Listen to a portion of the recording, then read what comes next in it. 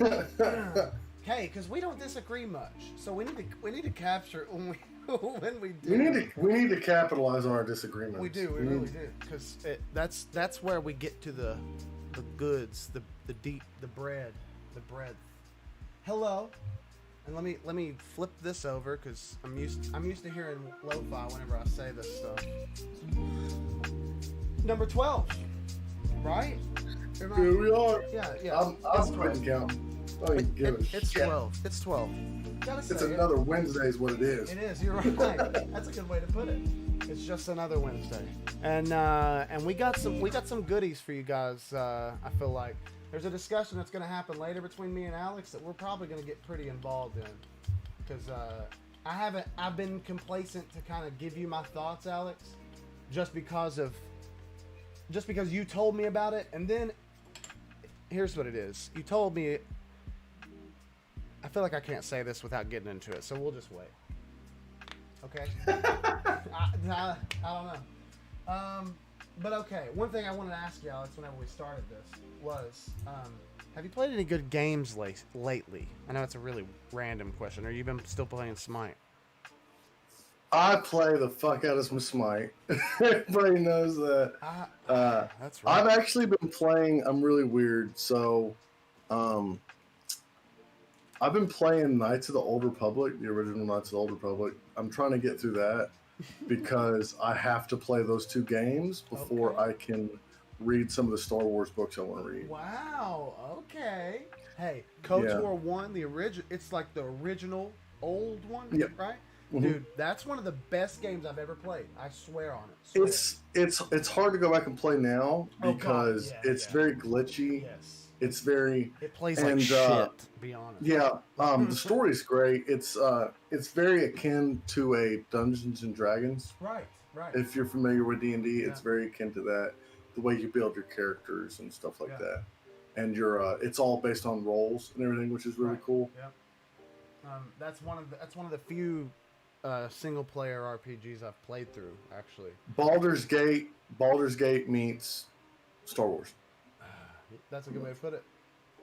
And it's really the only game like But that. more of its kind, railroady, too. much more railroady.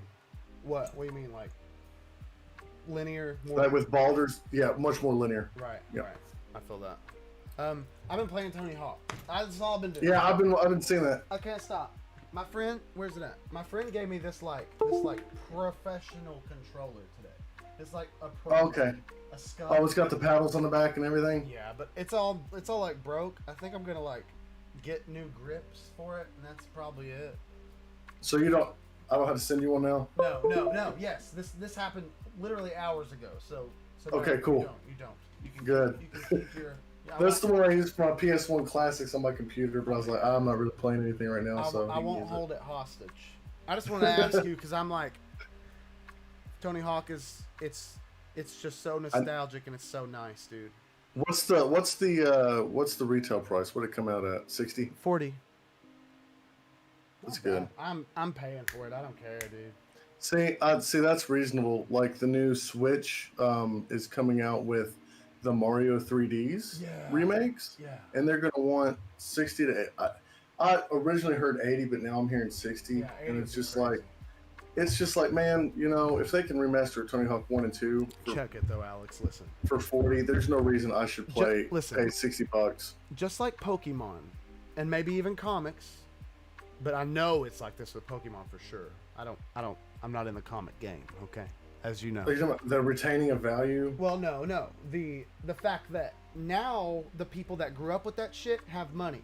So Yeah, let's they're capitalizing. let's fucking I don't go. All It day just seems long. like I love Super Mario Sunshine. That's the only one like I ever really got into, Yeah, and good. so that's the only thing that makes me want to get it. I played like maybe 5 minutes of Galaxy, and I just spot Yeah. I'm not big. I missed Nintendo 64 wave, so Super Mario 64 was not something I ever played. That's I why understand it has a cult following. My Oh, cousin speed runs it. Oh yeah, it's probably the most iconic, and then Sunshine's very close thereafter, and then Galaxy's after that. Literally, it's like this most recent one that came out is revered as one of the best. I'm not saying in that order. You know, Odyssey. Oh yeah, Odyssey. Fuck. Wrong one. Everybody Because there were likes. 2 galaxies, I think. No, I was talking about Odyssey. I got it wrong. Said the wrong thing. It's just weird to me. I don't know. Okay, hey, listen. All right. Bang. Listen, people. Thank you for listening. Right now, we're live on Facebook and YouTube and Twitch. And if you want to listen to any other episodes, old episodes, you can listen to those on Spotify, Pandora, Apple Podcasts, Google Podcasts, iHeartRadio, too. That's new. That's a new one. That just happened. So there's that. I can't believe it's still a thing. I know, but it's kind of a big thing. It's turned more into like a record label kind of. Whenever I hear management iHeartRadio, I just think of Billy Joe Armstrong saying, "I'm not fucking Justin Bieber," or whatever he said. We're fucking Green Day. Fucking Green Day, boys. Okay, Candace Owens.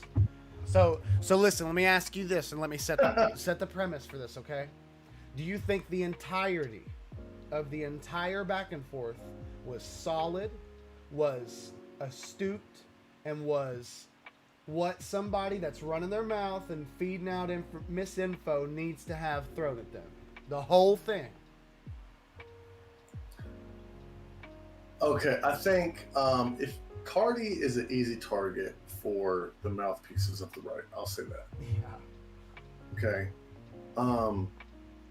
So, like we were discussing before the podcast, right before podcast, I was thinking to myself a week or two ago, like, where's Candace Owens? She's been oddly silent because I follow her to an extent.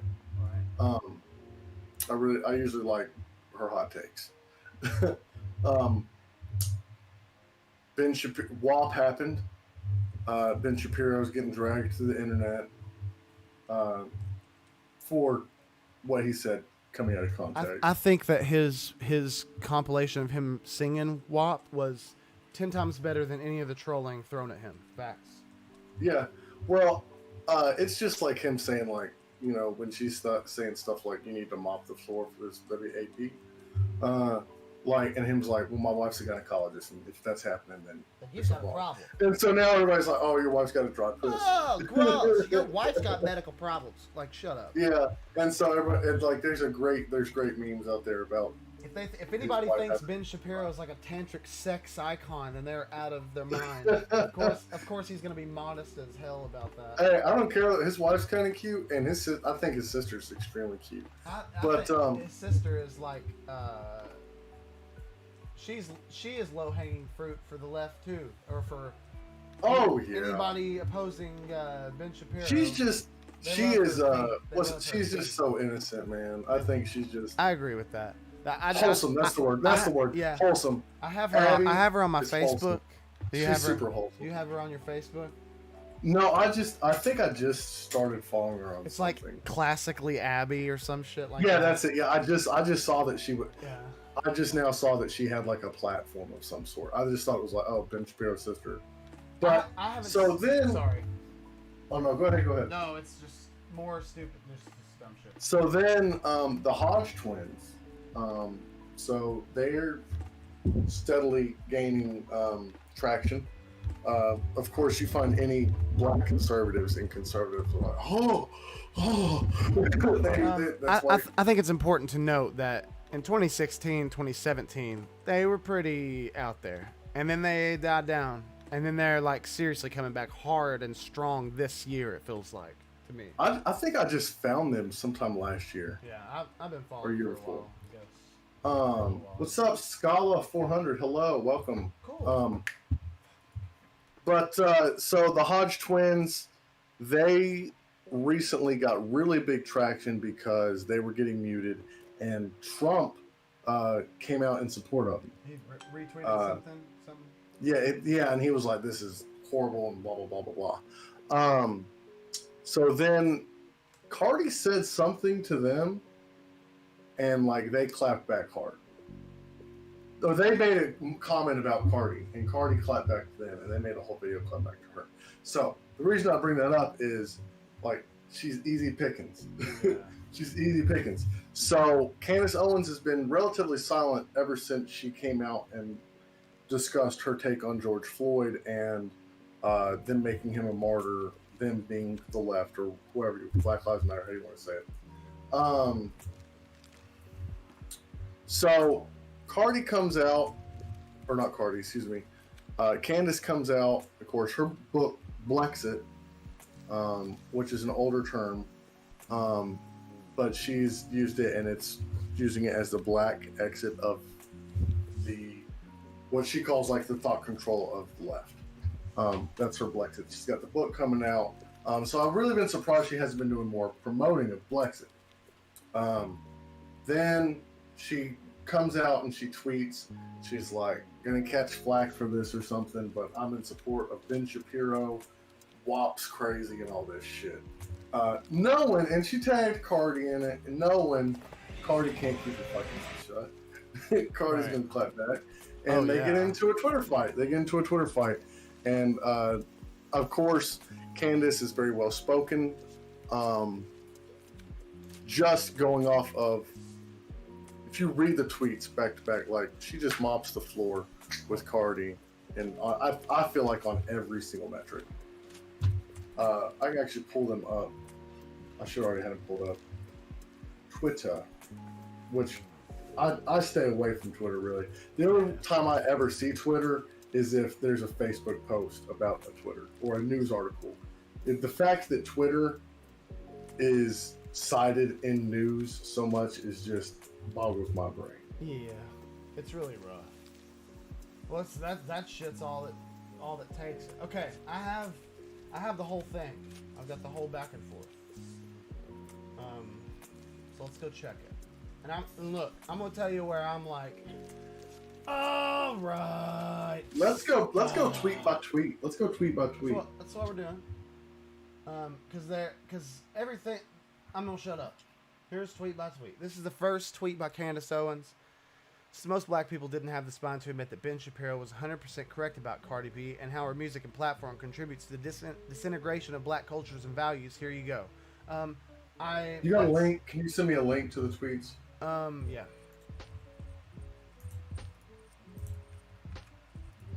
Hold on.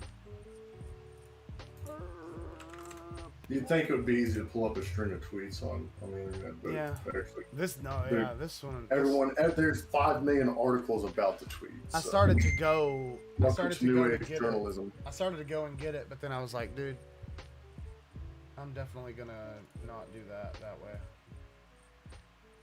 Okay. All right. So, and then there's like a clip. I guess it's some clip of her on Ben Shapiro Sunday Special. Don't know. I don't have the thing to that.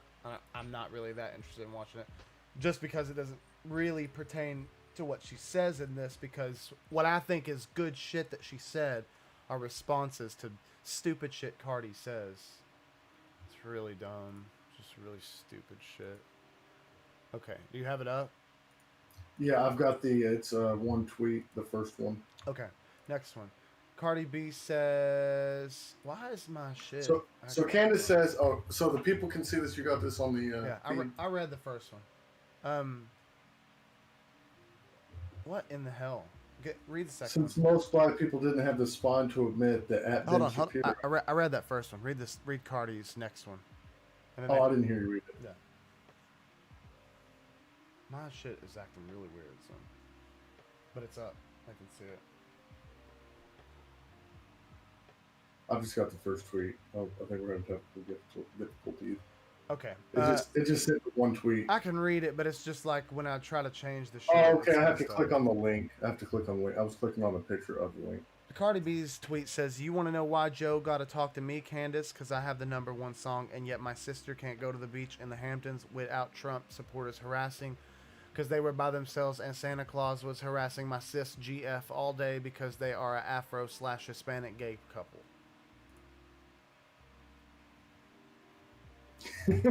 See, that's what I mean whenever I say just the way that Candace articulates. Automatically, Dude. everyone on the right, there's no one's gonna go. No one who's on the right is gonna say, "Oh, Cardi brings up a good point." It's gonna be, "Oh well, look how uneducated you are." Now, many postmodernists are going to say, "Well, that's just a racist point of view." Oh God. Do you have to have perfect English to Do you have to have perfect English in order to clap back to an educated person? No, but you're gonna have to do better than that, Cardi. But you just have to have substance to what the fuck you're saying, because Cardi just didn't say anything that was pertinent at all to why Joe Biden had to talk to her. Didn't make any sense. What the fuck? Candace Owens replies, to clarify, Joe Biden gotta talk to you because you have the #1 song and Santa Claus was harassing your sister? Okay. Thanks for clearing that one up. I thought that was hilarious. Because that's exactly what I was thinking. I was like, what the hell are you even talking about? Yeah, because that I found that hilarious. She was like, just to clarify, basically saying like, you're not making a lick of fucking sense. Right. So then Cardi goes on to do more clout pumping. She says, yes, you are right. I have the #1 song and I have a huge platform and I can make millions. Go vote to get the man that used you. I don't want to argue with you, Candace. I really don't have the time. I honestly just feel sorry for you.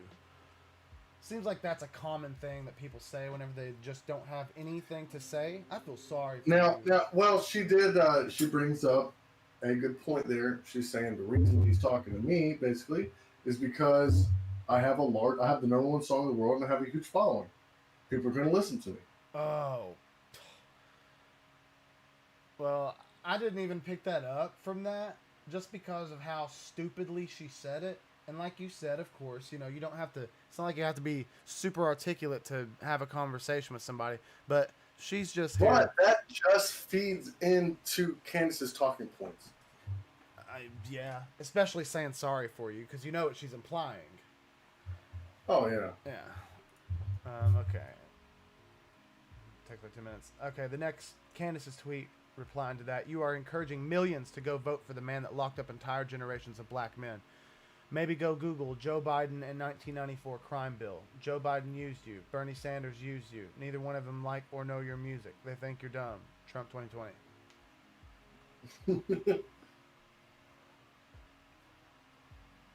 Okay.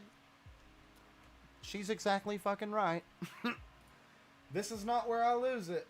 We're coming. We're getting there. Candace Owens has gotta split her fucking jaw wide open and go AOC on everybody. Sad. Not even here.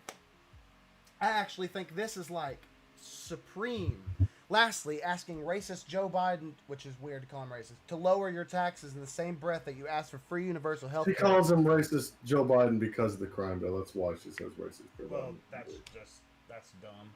But racist Joe Biden to lower your taxes in the same breath that you ask for free universal health care is about as thick as it gets. When you stick to music, you can get left alone. When you dabble in politics, you will get called out for platforming ignorance. Thank you. You lost it. She still has me there. Yeah. I'm still with her. No, thank you, Candace Owens. In fact, just take platforming out, and you just fought ignorance. Good job. Well, here's Cardi B just shooting back with the banger. And you are encouraging millions to vote for a man who laughs every time a black man gets killed by a cop and tell millions of Americans to drink bleach. Trump didn't even have you talking at the Republican convention. He thinks you're dumb. Massa did you dirty, but you mad at me? So, that's another point for Candace, where she said Massa did you dirty, because she's constantly on about how anyone who doesn't agree with the Democratic or the left side is automatically called a coon or Uncle Tom, and that's exactly what Cardi just did. Did she just use MAGA and change that into a racial? She did, yeah. So she was saying Massa did you dirty, basically MAGA and Master. She basically called her Uncle Tom right there. Well, that's all right. Listen, I'm not, of course, condoning it, but there you. Good job, Cardi B, because that's creative. If you want to call it that. Wow, I've never heard that one. She is shoveling coal into Candace's fire. She's, just writing points on Candace's board for her. Oh, God. Damn, dude, I didn't even catch that's what she meant by saying that word. And I'm ashamed that I read it out loud. 1, produce the clip. I love this too. 1, produce the clip of Trump laughing at black men getting killed, you lying fraud. 2, I turned down filming a spot for the RNC convention. 3, you encourage millions of young girls to spread their legs, and you admitted to date raping men. So don't even start on the bleach lie. Boom. What I would have liked to see is her to, instead of saying discrediting the bleach thing by talking shit about Cardi, I would prefer for her to just stick to the merits of her argument. So her first few points were great, but instead of saying you do this, so don't even talk about bleach, she should have just like she did with everything else. She should have said, "Well, you're taking everything out of context." Well, this makes sense because I believe that this next reply from Candace is where I'm like, "All right, now we're just playing fucking Twitter fight, and this looks really stupid." I think it's the next one. She does more of that. What you were just saying. Cardi says, "Well, paying taxes is something that, as much as I hate it, it's a reality I'll always have to pay. But I'd rather my tax money go to free education than police funding. Use my money on something useful. Your president used our tax money to fund his empty campaign runs." All right, I will give Cardi this, since she's gotten into politics. That's been one of her main talking points, is she pays a lot of taxes, and she wants these taxes to go on to different things. She don't even know what the fuck taxes are. She doesn't even know. What the fuck is she saying? I wouldn't get far to say that. Huh? She pays her taxes, so. She don't. Somebody pays her taxes for her. She's sitting here saying the president uses our tax money to fund his campaigns. The fuck is she smoking? She's an idiot. She's dumb. Yeah. So yeah, listen. I don't like calling people dumb, Alex, but she's dumb. She just is. She's talking where she don't need to be. And Candace, up until this point, has shit straight on her and deplatformed her political side, which is what needs to happen to celebrities with this power that take it and do stupid shit and try to change people's minds when they don't even know what the fuck they're talking about. She don't even know what she's talking about at all. Like, literally, cannot convince me otherwise. She's got a fucking accountant. That's facts. She ain't paying her taxes. All she sees is a receipt. When I say she pays her taxes, I'm saying that her taxes get paid. Oh, I mean, I know that. Yeah. But and for anybody who loses, and you know, she's paying a large percentage of tax. Yeah, right. So I think I know I've seen a tweet or a video of sometime in the past where she freaked the fuck out realizing how much taxes she's paying, and that's when she's like, "Hey, let's send this money somewhere else. I want to see this money do some good." Right. Because we can all sympathize with going, "Where's my tax money going?" You know, driving down the road and you hit a fucking pothole and you're like, but I mean, "Where's my taxes going to?" But I don't think that she has the grasp on where's my tax money going, like people that are rational do. Because she said that she doesn't want to fund the police. She's fucking just dumb. She's just stupid. She's just dumb. That's like me. She just don't know what the fuck she's talking about. I'm gonna give her credit for it because she don't know what the fuck she's talking about. Candace Owens, the next thing she says is, 1, your tax dollars already go to free education, genius. She doesn't know what the fuck she's talking about. Cardi B doesn't. 2, of course, she's talking about elementary school, K through 12, and then state colleges. Right. 2, no campaign uses tax dollars for funding. That's illegal. Cardi B has no fucking clue what she's talking about. 3, defunding police initiatives have led to 200% increases in black men getting shot in inner cities. Stop supporting black people dying. Yikes. So that's where she loses you? I don't know. Nope. Then Candace makes another tweet and puts update. Cardi B's in the middle of a live Instagram about me, riveting educational content about how she has so many followers, so that's why Joe Biden has to speak to her. She has unfortunately spelled my handle wrong, but people are helping her out in the comments. I think it's funny. I'm with her still. I'll be doing a live video. Hilarious. Yeah, and then she does the same thing Cardi does. And then here's where she still got me. After this, we're done. I'm almost 6 months pregnant and had to rip Cardi B a new WAP.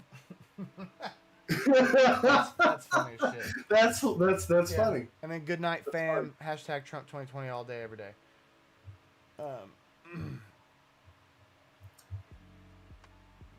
She never lost me. I'm with her all day. I don't even understand what the fuck this means by Cardi. I'm not saying that. Or she say wah wah, the wah wah one. No, it's whap whap whap. I don't know what the fuck she means by that. Wah. But Cardi insulted Candace. Oh yeah. Oh, I'm not. No, I don't know what that the fuck is. If I was Candace, I'd just be like, what? But then I go, bye. Hold on. Read the whole tweet because she said whap what? This is stupid. Read the whole tweet. I'm not reading that. I'm not saying the fucking P word. I'm not doing Well, you don't have to say the word. Everybody, oh, I have to read it. Your baby singing whap whap whap. This some dry ass P word, as Ben Shapiro would say, and then a bunch of fucking cry face emojis. It doesn't even make any sense. I don't even understand. So the cry face emoji is generally used when like laughing. She's laughing at her own jokes. Which, I don't get it. It doesn't even make sense. So she's laughing. At so Candace Owens sense. pregnant, and basically Cardi has been bested intellectually, so she has to revert to, oh, you just got a dry ass puss. Oh, so she actually is just talking about her unborn child. That's cool. Yeah. God. Great. Then we get the stupid shit. We gotta throw the D word in. So,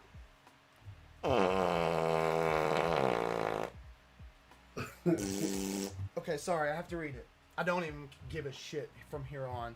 Attacking an unborn child. How very Democrat of you. While I have you, did you know your party has supported the slaughter of over 18 million black babies since 1973? Did you know the most unsafe place for a black child is in its mother's womb because of your party? Your dumb, stupid, dichotomy garbage, contributing to the garbage. Malcolm X warned. This is another tweet by Candace Owens that follows the tweet that I just read. This is her intro into Buy My Brexit book. Well, Malcolm X warned us years ago about the puppetry of interviews like Cardi B and Joe Biden. He always spoke out against the white liberal game of using entertainers as pawns. This isn't really about you, Cardi B. This is about black America waking up to Democrat racism. That's the last tweet I had. The last one in this thing. I don't even so much care about that tweet. That's not that bad. That's just kind of that. Well, that's always been her entire platform. I will say, I don't like seeing Candace play both sides of the aisle as far as going. How should I word this? So she does this thing where she is fighting for the black mind and to wrestle it away from postmodernism and wrestle it away from the racist left or whatever, but then goes and quotes Malcolm X at a time when Malcolm X was extremely extremist, okay, which doesn't line up with what Candace Owens says she's about. Well, there's that. I don't know, dude. If that makes sense to you. I saw a glimmer of like AOC party line towing, dichotomy, spewing, and then it's like I see all that shit that these figureheads do. And I even like her too. I like her a lot. And then we get this big shit on top of it that, oh, we're talking to Cardi B. Like, God, this is a fucking useless conversation. So useless. Like, if anything though, what Candace Owens saved some people with this shit. Because Cardi B has no... I don't care who opens their mouth about politics. I really don't mind. But, like, at least either know you don't know and you've got things to learn and say that out loud before you start fucking saying shit is fact. Or just don't be that vocal about things you don't know about. Like, one of the two. AOC's done it. Fucking Candace Owens has done it herself. There's lots of people that have done this. Cardi B just showed that she needs to do it, I guess. For me, it's garbage. Yeah. I'll say this. The only time where Candace Owens, to my knowledge, that I've seen, where Candace Owens opened her mouth and said something and I facepalmed was when she was on Joe Rogan and they brought up the legalization of marijuana. Oh God, that was what you were facing, But woman? I feel like that got taken out of context a little bit too, because she said over and over, she's like, "This is where I'm at, but I don't have a super informed opinion. But this is where I'm at right now, and it's not a hill I'm willing to die on." And he kept grilling her. Oh no, okay, no, this does relate to where we've talked about that we disagree on her before, with her saying something about climate change. That's what it was. It was climate change. Okay. That's what it was. Not weed smoke. Okay. It was climate change. So to be clear, it wasn't about marijuana, right? That's Right. I got confused. It was climate change. Yeah. It was climate change. I don't think she got led into that without context. Joe Rogan's fucking sitting. She could have been like, okay, I'll look at that. No. When people bring it up about her, it's taken out of context. Slightly. Oh, okay. Because like if you go look at message boards about Candace Owens, the number one thing you'll see is Joe Rogan mopped the floor with her.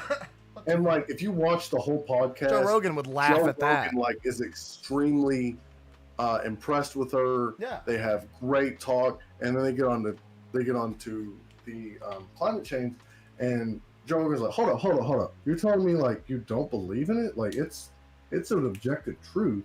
And she's like, well, I just don't, I'm not gonna, I don't believe in that. And he's like, how, you can't not believe in it. And she's like, well, and basically her point of view was, I'm not informed on this. She said, I'm not a politician, so I don't have to be informed on every single issue there is. She said, if I was a politician and I went into politics, I would get informed. She said, it's not a hill I'm willing to die on, but as it sits right now, I have not been given sufficient evidence for me to believe in it. And he's saying it's not something you can't believe in. So it's kind of like them going back and forth, not necessarily on the issue, but on the frame of mind going into the issue. What I see from that though, because it's a thing where you can go and Google it, like Google climate change, and like you can just read about it. It's not even a thing. Well, that's the thing. It's not. That's the great debate between the, I don't even want to say right and left, the climate change deniers and the climate change activists. So the point, not many people. There's not many people out there who are saying climate change is not real. It's that we are invoking the point climate is change. saying, okay, how much are we affecting climate change? Right. Because that's the one thing that they really can't put a number on. And like, I'm not a big Tucker Carlson person, but when you watch Tucker Carlson debate Bill Nye about it, he brings up some very good points. Yeah, I know the fact that Bill Nye has put himself in this position, but Tucker fucking Carlson interviewed and debated fucking Bill Nye about climate change. Yeah. Oh my god, that's he brings up a good point, dude. To me. Oh my god. Shit, dude. These fucking figureheads are out of fucking control, dude. What the fuck? What was Bill Nye's major? Wasn't it like architecture or something? Yeah, I don't even think. Yeah, it's like no, it's not architecture. It's like I can look it up. But man, these figureheads, dude, they're fucking wild, bro. Why the fuck is he? But it's the same thing. It's the same thing with Cardi B. So Bill Nye's super popular and noted as a somewhat intellectual. Therefore, he's touted as, well, Bill Nye said it.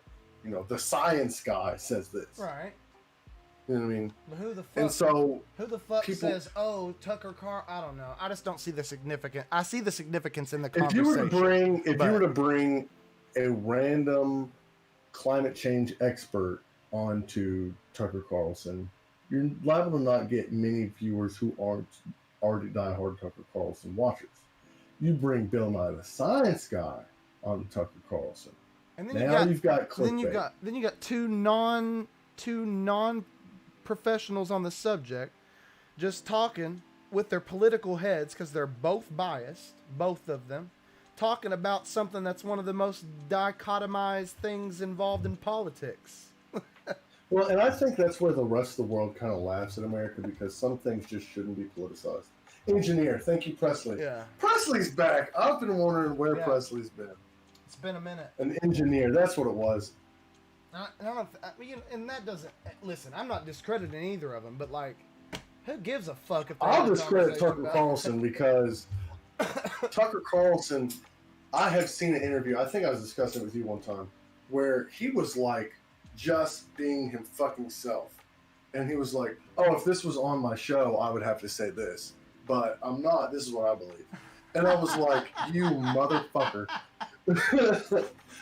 You motherfucker. Whoa. And I don't watch. I don't know. That? I don't watch Fox News, so I don't. The only reason I don't know who God, Tark dude. Post is because the clips and stuff like that. He gets these hot takes and stuff like that. But just the fact, it just shows that these mainstream media outlets and these figureheads are just bullshit. Bullshit. They all are. They all. That's why toe I the prefer to fucking watch line. 'Cause they're when. making money. They're towing That's the why I line prefer to make watch money. videos on YouTube or something like that, not something that was hosted on Fox or something like that. Yeah. Because I want to see raw. I don't want to see your talking points for your Hey. hey. You know something I'll give Caitlin Bennett credit for? Holy shit, hold the phone, boys. That she has her own little platform and she's not trying to piggyback Fox News. Go Caitlin. Well, she does have her own platform, but didn't she also work for Alex Jones? I don't think. I know Liberty Hangout was a subset of InfoWars there for a while, but I haven't seen anything InfoWars branded come from there for a little bit. Probably about, I'd say 6 months. I will say I'm extremely disappointed in her recently. I am too. Whether you agree with her or not, and I don't like when people go to a crowd and they have an edited video of them going up to people and trying to get bumbling idiots answering questions to make the entire left, the entire right seem like dumbasses. Yeah. I don't like that. I feel like it's unfair. But she's always been true to herself to an extent. Recently, she's posted pictures of like her in Skippy bathing suits. And hold shit. up. Talking about MAGA. That's been a long time. She's been doing that a long time, sexualizing That's herself. the first I'd seen that, and I was like, "Wow, Caitlin, I'm really surprised for you to need to stoop to that." You know what I mean? For a year, Which at is least. kind of odd coming from a conservative figurehead. Right. You would expect to see that on the other side of the aisle, and you would expect to see the people on the right go, "You just trying to peddle your sex and your deviant ways." Come watch. Yeah, she's like what? She's got one where she's laid on the water. Yeah, she's like, come watch my uncensored videos on my webpage. Good. Check out my Patreon. Shut up. And then I've got like family members that are like, "What? You don't like a pretty girl that's a conservative?" I'm like, "No, I don't like idiots with platforms. Sorry." You should not like it too because it makes you look like an idiot for following. I don't know if you're the same way as me, but I think the thing that I get maddest about Caitlin is because she started out with a solid good platform. She could have gone places. Solid. She could have really gone places. One of the more solid origin premises than any figurehead I know. I don't care. Ben Shapiro is like up there with it because Breitbart. Then he like parted and was like, "I'm doing my own shit because you're controlling what I say." I like that about Ben Shapiro a lot, and he just does his shit. She's garbage. She had a really solid thing with the Kent State and the 2A. She could have been a serious, hardcore like somebody that I could have quoted or. Yeah, even... but she's more in for the clickbait shock news. She is a big money. She is a money puller conservative. But not like in a way that even you have to be a politician for. She literally thrives on virality, and most figureheads do. But some figureheads have very good points that they make because they're intellectual and they actually believe in the values that they're spreading. I don't feel like there's a lot that she does. I'm in a ton of groups. You know my background with her. I've asked her very, very politely myself if she plans on maybe kind of curbing her content on uncontextual stuff. No answer from her. Got this walled up answer that I'm not buying. You actually caught her on a live stream once where she actually engaged with you personally, right? And I've made a video about it. Maybe I should put that up like on our YouTube or something. Just cause all it is was her face live stream, and then the question I would ask, and she would read it, And she's like, "What? and she would reply, No." and she'd be like, I'm sorry that you disagree with me, but I'm not going to touch on that because it's not true. Like, that doesn't even make any sense. And if you got the context, you'd be like, yeah, that doesn't make much sense. She's deflecting because she doesn't have any content. She thrives on the virality only. She does what mainstream media does. But I was waiting. You said there was something about the Candace and Cardi tweets that you disagreed with. Well, not that I disagree with, but when she dropped this stupid fucking Democrat bullshit and made it about Cardi, not Cardi being misleading toward the constituents that belong to the same party as her, she just went, "How very Democrat of you." Stupid. Well, of course she's gonna do that. I That's don't give the a fuck. entire. I don't That's care. It's Candace's. dumb. Just like I said, the Turn only me away. reason she even got into a tweeting match, she was hoping for that, was away. because to promote Blexit. That's the only reason she even started that. That's So I sad. thought- That's sad to me. That's sad to me. And that turned me away from the tweets, and I was like, fuck that. So look, again, you can think what you want. And when we get into postmodernism, there's going to be a lot of things that how long have we been live? Okay. We probably need to soon because I feel like it's going to be a long discussion. Let's do it. But I can't wait. But I made myself like this. I'm being the devil's advocate on a lot of stuff with postmodernism. A lot. Good. I've been delving into the left lately. I've been really critical of the right lately. And I think what I have to offer whenever we have this conversation is ways that the right's doing it. Two very small ways, because it is so much more the left. I don't think that there's an argument about that. But little bitty things that need attention. They need to be looked at, and they need to be pointed out because it's fucked. So what is postmodernism? So did you kind of think that we could have somebody explain it? Because I wanted to write something, but then I was like, dude, we should probably have somebody that really can dice up these words and explain this. The best video I've seen. Jordan what is Peterson does it in 9 minutes. Jordan Peterson is like, this is my hot take. This is what's wrong with postmodernism. Postmodernism is very broad. It has good and bad sides to it.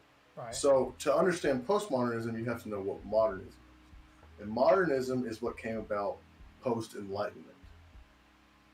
So quick history lesson, because you have to know history to understand these terms. So everyone knows the world used to be run by kings and queens. What do you call it? Monarchies. World used to be run by monarchies. Okay, and you had the bourgeoisie, you had the aristocrats, and you had peasants, and that was it. All right, and then you had all these revolutions, and you had this Enlightenment period. So the world used to be run by kings and queens, and the only law of the land was religion, and you had the haves and the have-nots completely. And would you let me ask this? Would you say that the classes were? It was like two classes. There's upper. Oh yeah, that's all there was. There was actually technically three, if you want to think about it this way, because you had the church. Because there was three ways to live in society. You were either a peasant, you were nobility, or aristocrats, or you were of the church. Because the only way to not be in one of those two was to be in the church, and that gave you the exact same air about you as someone who was aristocrat or something like that. Right. So that was the only really three ways of life: to be of the church, to be a peasant, or to be of the high society. That was it. Okay, in comes Enlightenment, and of course this takes span of many years, many things. Ideas like constitutional run governments, ideas like world doesn't have to be run by religion, humanism, ideas such as this start to take hold. Over time you get modernism. Okay, so modernism is like post Enlightenment with everything that comes from the Industrial Revolution. That's modernism. Right. Okay, you're getting the scientific theory, you're getting critical thinking, you're getting philosophy. That was another thing of Enlightenment was the idea of philosophy, critical thinking, logic, all these things. And then modernism comes in, and it's like a culmination of all these ideas, and you see it really flesh out, and you start to see how the New World and modernism and advancements in sciences. So you're having this scientific method, you're having the world is just exponentially growing, Right. and then you're hitting walls like getting freaked out by byproducts, you could say, of modernism, which is the atomic bomb, world wars. But you also have this middle class, right? You're having many things. I would say the good definitely outweighs the bad. Okay, it's not like we didn't have wars back then, Right.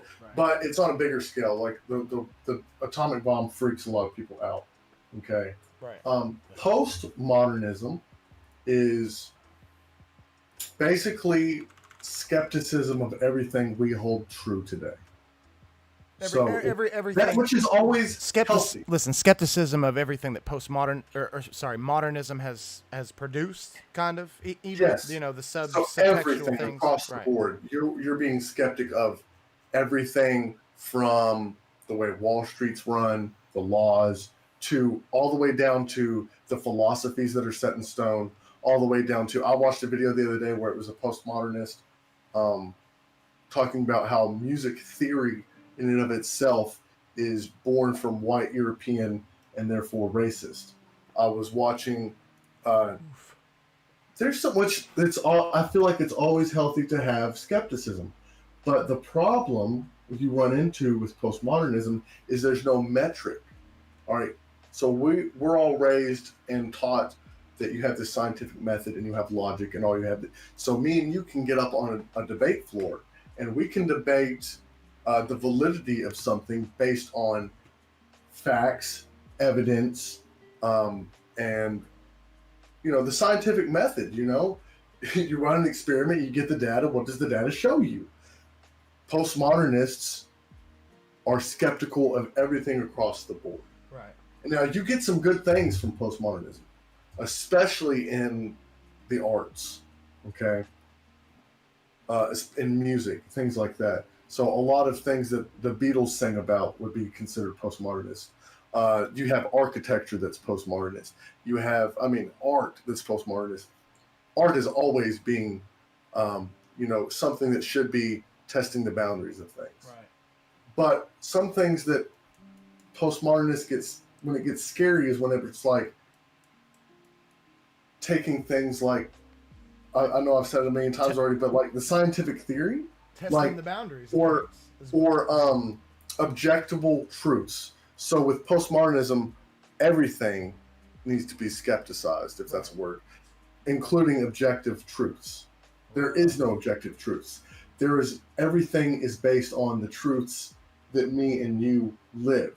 It's all based on my interpretation of the world as I see it, not the world as it is. Right. If that makes sense. And trying to make that translate across all people. Right. So if me and you have an argument and I'm a modernist and you're a postmodernist, we're not even speaking the same language. Right. Because I'm going to say something like, okay, so this is a really good example. Evergreen College. Brett Weinstein was in, and if you don't know that, check out our last podcast. We went into that. And we're gonna play. Did we play the trailer for that in the last podcast?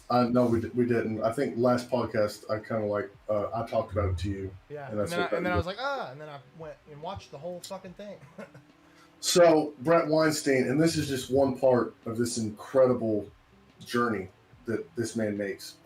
Super liberal guy.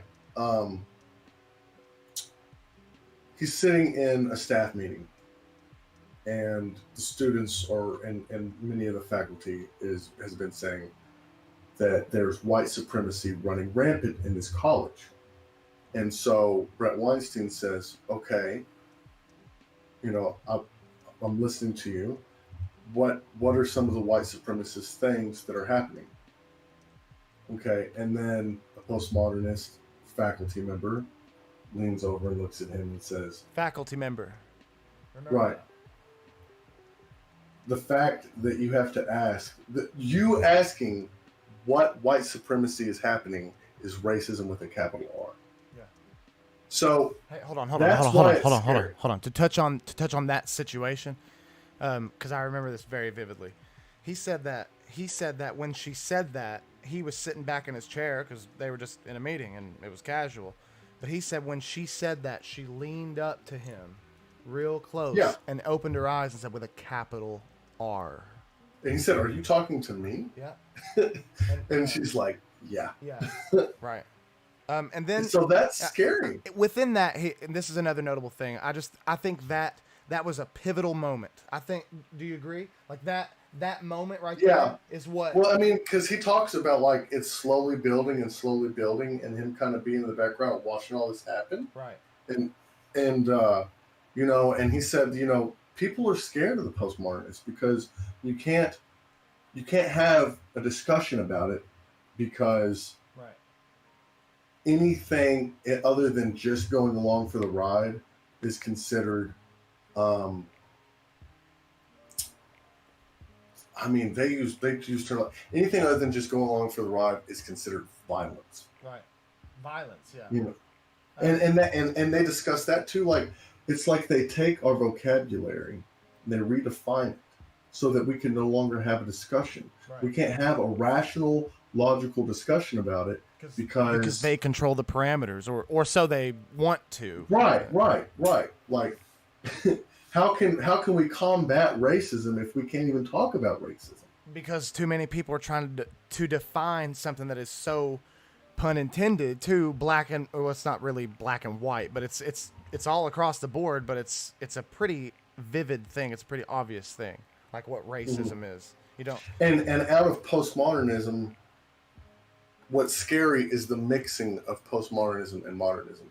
So you're getting these postmodernist ideas, and you're getting these scholarly.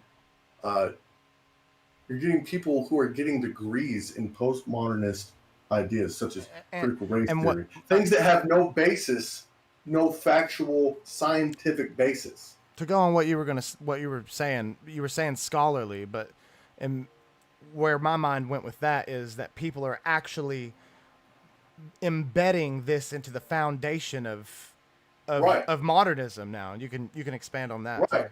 Right. So if I write an article or a paper, right, and explain why something is racist or what is whiteness or whatever, and then that gets published, okay, in scientific journals, and it becomes it is now ground in fact. It's what people right? people will go. Yes, people will go and pull it. Right. Now I can go into a courtroom and say this and this. Here's the scientific background for it, and this is going to shape the future of our entire world. That's why it's scary. It's not just sitting in our campuses. Okay, this critical race theory is not just in TED Talks. Okay, soon we're going to start seeing this stuff take place in courtrooms.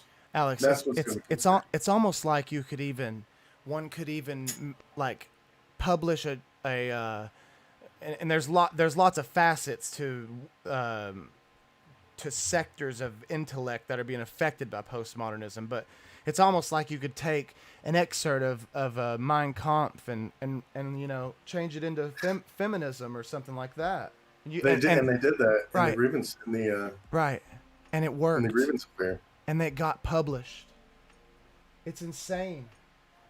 It's a crazy shit. It's very scary. It's very scary. Very. Because I'm looking at the long-term effects. Okay, just look at what's happened between 2017 with Evergreen to what's going on today. Okay, hey, and listen. This has to be said. When you brought Brett Weinstein up to me, I was like, oh, okay, hell yeah, I know a lot about him because I have watched hours of him having conversations about postmodernism and about other things. But I also didn't know that he was a direct victim of this. Like, I didn't know that him and his wife, you know, had the dream of working at a college that allowed them to have a rubric that they got to explore themselves, where they had a year classroom with 25 students, and that's just the way Brett wanted to teach, and I think that's awesome. I wish I could be taught by him, because I would listen for every second. But and what's scary is someone that liberal, because he's extremely liberal in the social department of things. He's extremely liberal, which is very scary whenever he becomes the demon of the postmodernists. Right, that is scary, simply for standing up and saying, where is it? Right. And they're saying, well, and they're saying things like the woman who wrote White Fragility, who is a what was her title? Is it critical race theory? Is that something whiteness, expert on whiteness or something? Yeah. Basically just standing up and saying, okay, let's have a discussion about it. We're not even allowed to have a discussion about it, though. Right. He was because wanting to have the discussion is being racist, literally. Yeah. The tipping point was when, okay, so everyone knows in high school there's like senior skip day and things like that. Well, at this college they have like this walkaway day where students would just not show up to class. And he brings up that like you don't even see it happen in the STEM fields. Like, he was like, the whole time I've been in college, I've never seen one student not show up on that day in the STEM fields. Right. So the school decided that this year, what they were doing. Little more background info. Hold on, because I don't know where I heard this, but I did hear this. This was something embedded in the college. This skip day. It was. And every college has these sort of little. Well, this was a liberal. It was a liberal thing. Black students wanted to show how important they were at that college, so they chose. That's what it was. Yeah. Dude, it was forever ago. I forget how long. And so black students and faculty would not show up to show how important they were to the school. You know, like we are crucial type deal. Right. And I can get by. I can. Sorry, I know I keep interrupting. One more thing to add on to it, and I can get with that too. I want you to expand on what you were saying. But they also, after that, and I think within the past 20 years, I think they said. Sorry. Oh shit. They made a comeback type day where it was like the better that.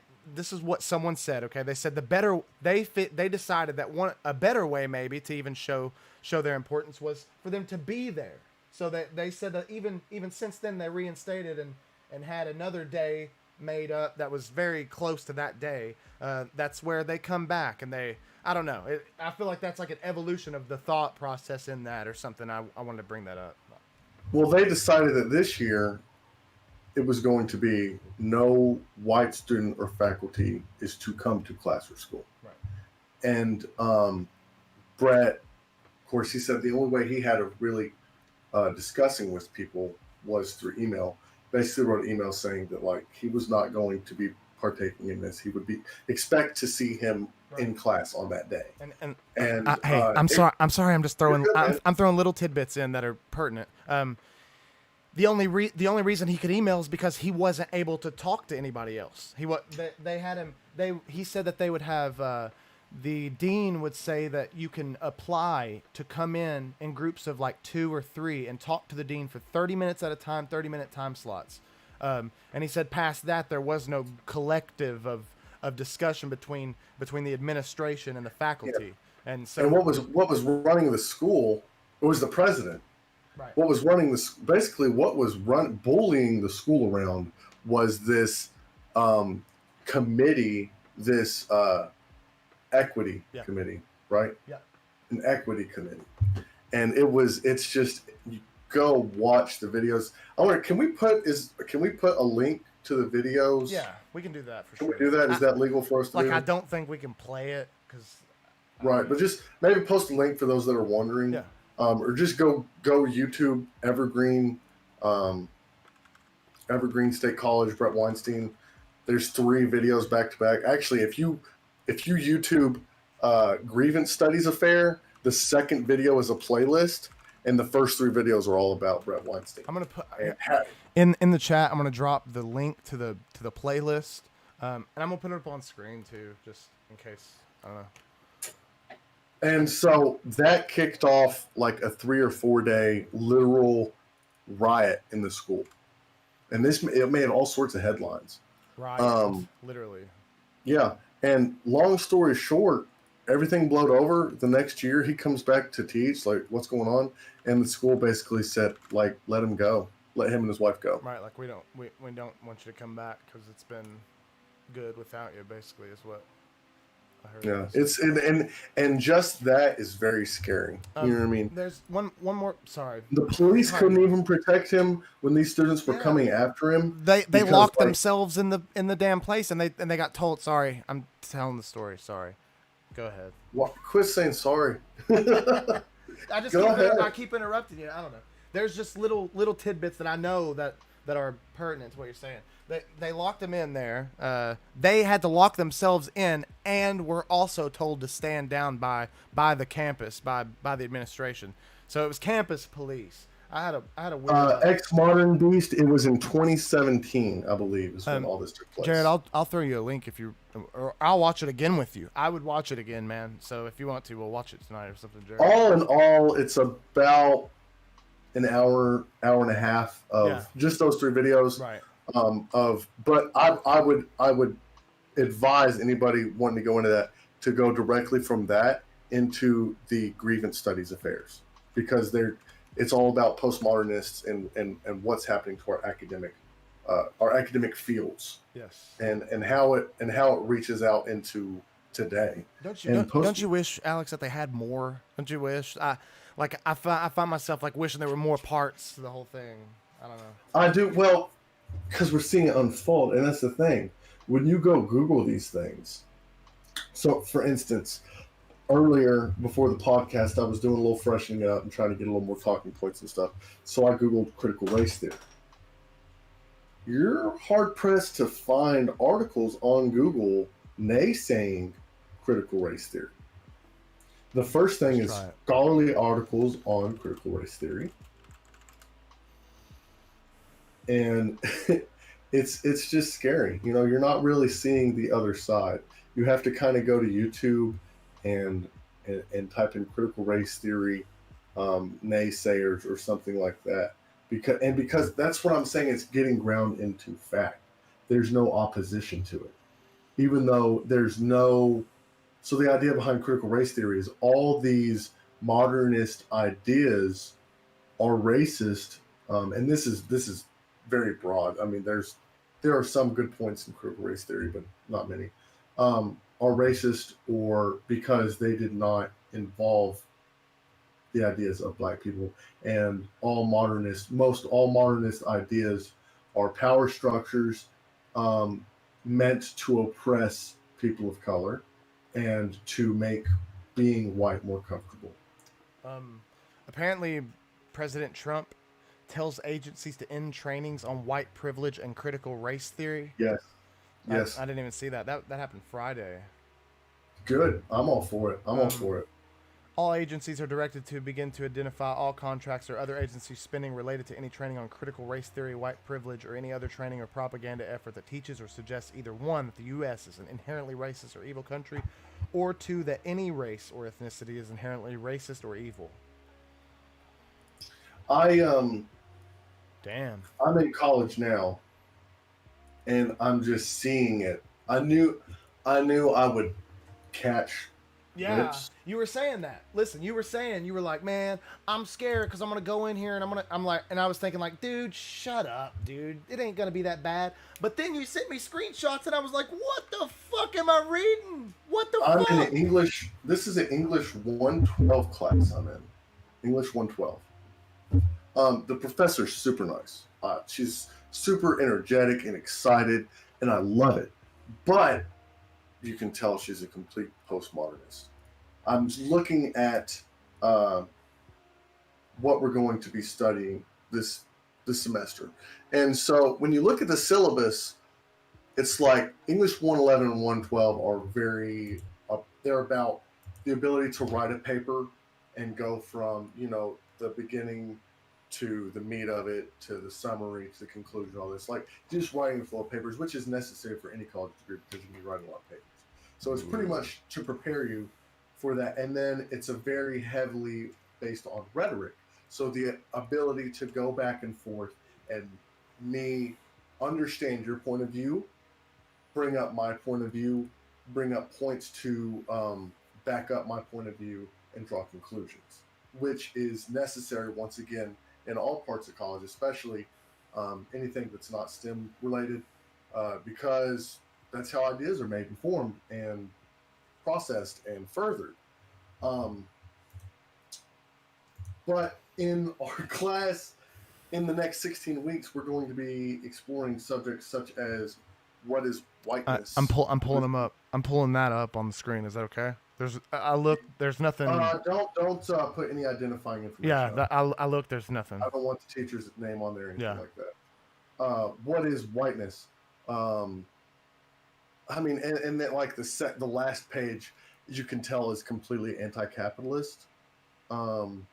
Like inside the belly of the beast, how much is too much, overconsumption, and things like that.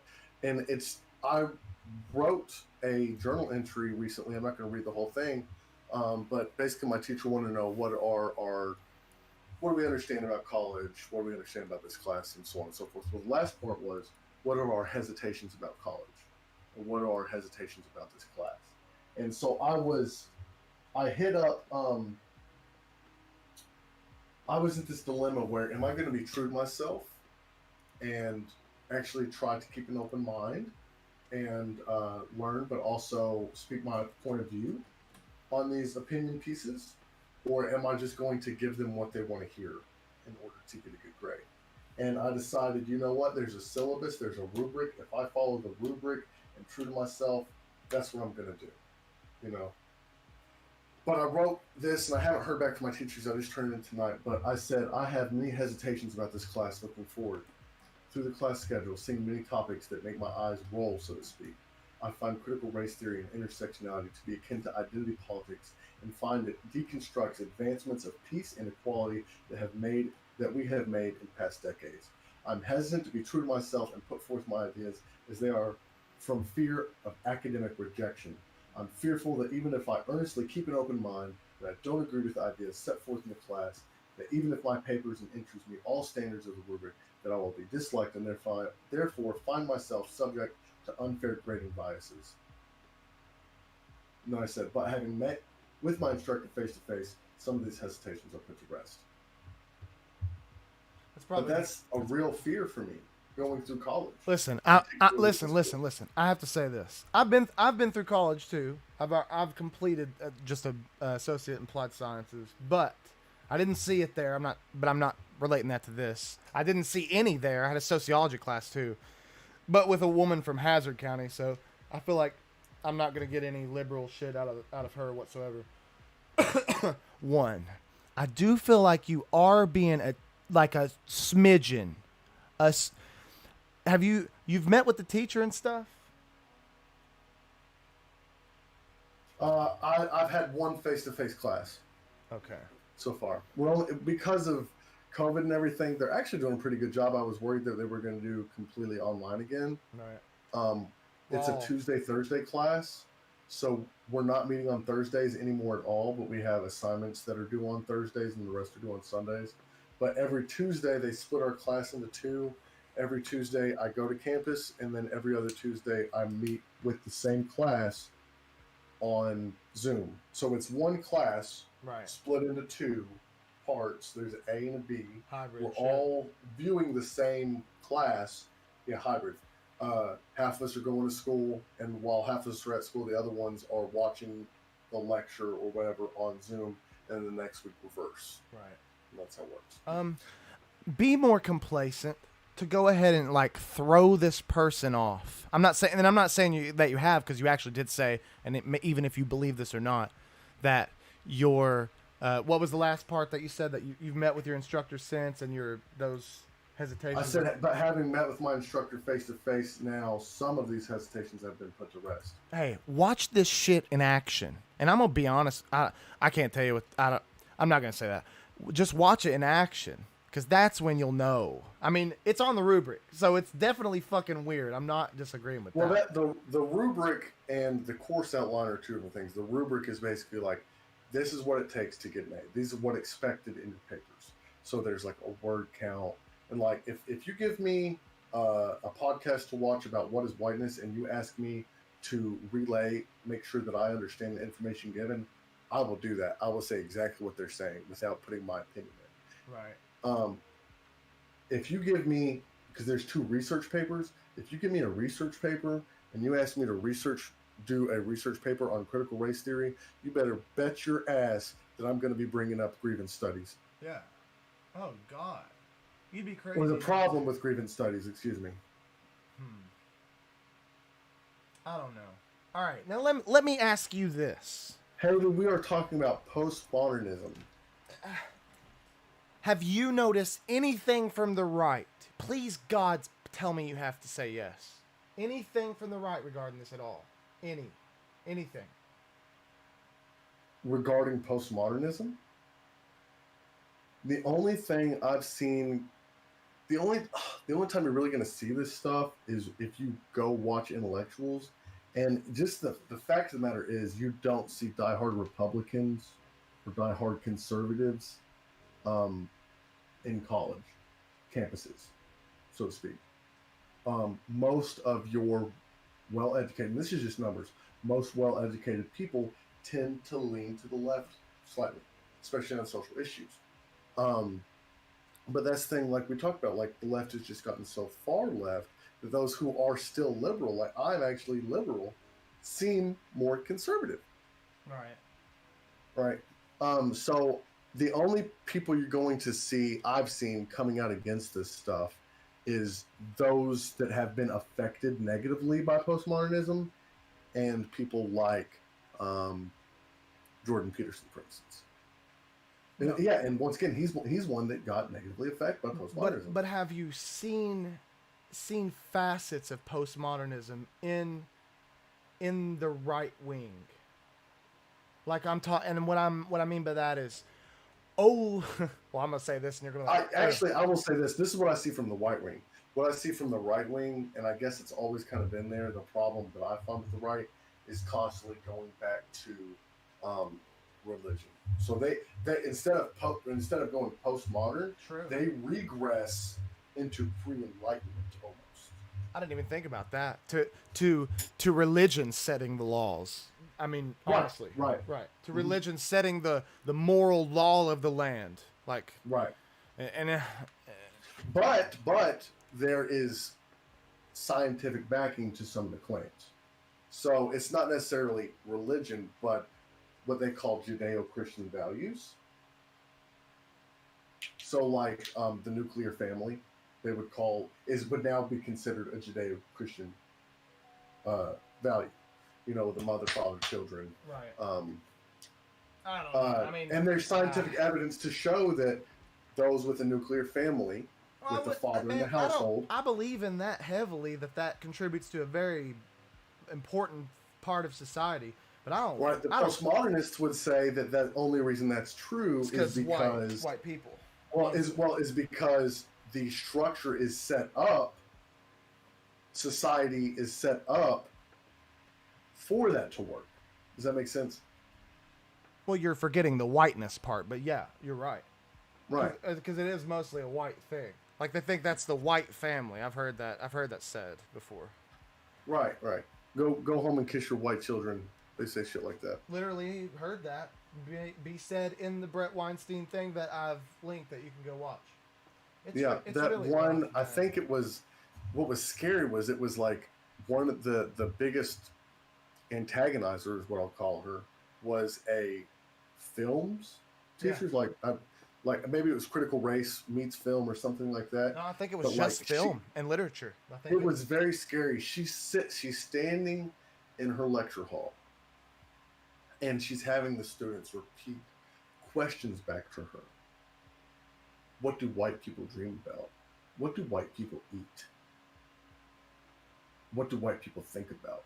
dude. Just like, And then they go on and they go on, dude. And she's like on like, I think she stopped at 37 because I think I remember. It was like it felt very indoctrinating. But at the end though, she was like, what do white people love? Do I have to be white to be loved? Something about, what does love have to do with this? And it was like, that was like the boom. Like, what the fuck are you even talking about? It's scary, dude. It's scary. Listen. Here's my take, okay? Here's my take on combating this in the dire. I don't know. I just don't think this will take. I don't. I really don't.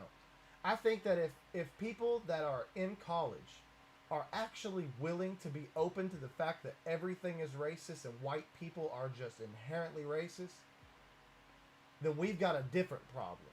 Because look, just like with the Cardi B. Well, I was talking, not to cut you off, I was talking with an employer today because we actually had a staff meeting yesterday. I did not get to make it to because I'm going to school on Tuesdays. And we were talking about biases, inherent biases that we have. Or what's the word? Unconscious biases. Okay. Right. And the point was that unconscious biases is not equal to racist.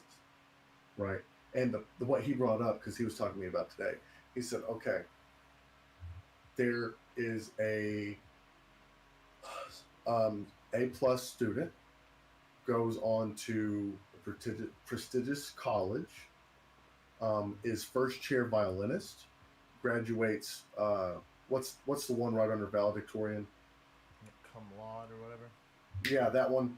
Second in his class, goes on, becomes a multimillionaire and all these things. Who do you picture in your head? What kind of person do you picture in your head? Now look. Stop. Hold on. Stop. I see a class warfare issue rather than race completely.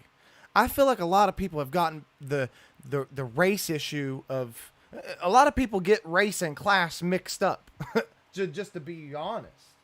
And I feel like you just, all you did right there was up the class, and then ask. Well, and what he said, what the director said was where his mind went. Obviously, this is someone who had all the, using the word as the word actually is, privileges that life could afford them. Right. You know, obviously their parents had a lot of money to be able to afford violin lessons, to be able to afford a violin to begin with, to be able to afford tutoring, to afford good schools and all this. The answer, this person was the rapper J. Cole, who came from nothing. Right. And so the exercise was meant to make you go, huh, you know, maybe I do have some subconscious biases as far as what someone can. I don't even think that's bias, dude. But it is. I mean, it's a subconscious bias. It's going, okay, someone who's able to do this, this, and this would look like what? And then the next thing he says, this one was cool. You may have heard this one. Let me say this, and I'll let you rebuttal. You have a felon does a cooking show with a much loved celebrity, and it was Snoop Dogg and Martha Stewart. Right. Snoop Dogg's the loved celebrity, and Martha Stewart is the felon. I think it's a class thing. Okay, check this out. Where the fuck? And of course, there's gonna be one that you say. But where do white people that are allies to that sort of movement come in? And it's LGBTQ is probably one of the first. They're, disparaged. They're part of the intersectionality, all that stuff. But intersectionality is just the worst. Yeah, it's garbage. It's like the legs that never stop growing. Well, I mean, that is a direct result of postmodernism. Right. The idea of intersectionality is those who are more oppressed know more about the real world, right, and have more of a say about how things should be done. And have the voice that we should listen to more because they went through it. So like the gold standard of intersectionality would be a black, lesbian, Muslim, trans woman. Right. Like they would be the top. 10 out of 10. Whatever they said, no one could argue against. Right.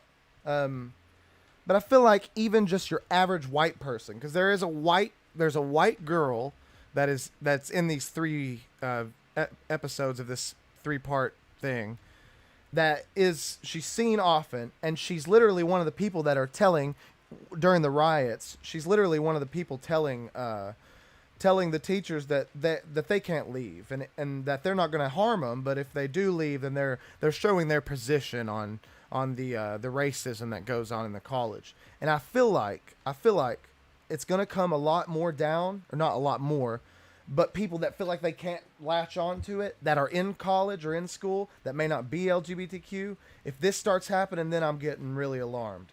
But like, the class here's thing. Here's where it's scary. Okay, what we saw with Evergreen was how to condition and train and create a mob Right. mentality. Mm-hmm. Okay, and the way to do that is for the powers to be to make the others believe they have more power than they do. Right. And to coax and antagonize and push forward and go along with the fairy tale that they let them believe that they could do and get away with and all this. Right. So the mob only has as much power as you give them. What's going to be scary is whenever you're unable to take the power back. So, for instance, the president of the school pretty much gave the go-ahead for the I keep wanting to say intersectionality, the equity committee, the one that gave the equity committee all this power, Mm-hmm. and then seeing him in the last episode sitting in, they basically put all these people in office and said, "You're going to fix something now, is what you're going to do, and you're not leaving until you do." Right. And he said, "Does anybody need anything?" He said, "I need to pee." And they said, "Well, hold it." Right. That was like, see what happens? That's what happens whenever you just go along. There was one thing that you were saying something just now, and it reminded me of something very important in that whole thing. I forget now. Can't fucking remember. Can't remember what it was, man. Fuck. I don't know. QAnon. High amounts of blind skepticism. I don't believe that Republicans that do this or anybody that does this, because everybody's guilty of it. But I don't feel like it's like them promoting postmodernism. But I feel like it's a very easy. Oh, I see what you're saying. It's a very easy chasm to fall into, to be where you're questioning everything, redefining everything, moving goalposts constantly, and creating all these whataboutisms. Again, gotta say it because I don't want anybody to get pissed off. They both sides fucking do it, and there's not. To be honest with you, if we're not talking about postmodernism, we're talking about skepticism, which is a facet of postmodernism over skepticism. It's just, this is where I don't see the boomer QAnons, as you would put them, to be in the same category as postmodernists, because there is always some scientific factual basis that they build upon to come to their conclusions. Who? For instance, Who? So who? The right? You said who? The right? Yeah, the right. Usually that's you see rough. on the right. That's rough. I don't agree with that at all. So, for instance, the big QAnon thing right now is obviously the elite pedophiles and all this. There is some scientific, you will call that, grounding in the fact that, okay, these Epstein flight logs have come out. Right. All these people on the flight logs look. One thing I'm very hesitant to do is to give people credit for something they were spouting was happening, and then when they get that, giving them the credit, like, yeah, you guys, that's better for you all. Like it's like, this happens all the fucking time, and it happens way more when I'm looking at the right. But like they'll be like, I can't fucking think of anything. I'm gonna make something up completely. Andy Bashir saying that there were those eight people in Lincoln County, gave no names. Nobody knows who or what it is. Like, everybody's like, who the fuck is this? And then somebody's like, well, they made it all up. I made it up. It's just a thing I made up. Well, then later we find out that there was a some sort of communication error or some sort of miscommunication. It's like, I told you, they just made it up. Like, I don't give you more credit, bro. That don't make you more credible just because you guessed and were somewhat right about something, because that's what happened. Because QAnon was not based on anything factual. Neither was. I want to know when the QAnon went from being, you would see more liberals being listening to QAnon to it becoming a boomer thing. I remember Anonymous, like the original We Are Anonymous and all this, like that was like something that our generation was like fully behind. Like, right. Yeah, you know. I think it was. It was like really anti-Wall Street when it first came out. Right? Yeah. Yes. And I think it was just an anti. And they would a big target like KKK websites and right. like stuff I think it was a really big anti-establishment type thing coming out the door. Hey, and it started on 4chan.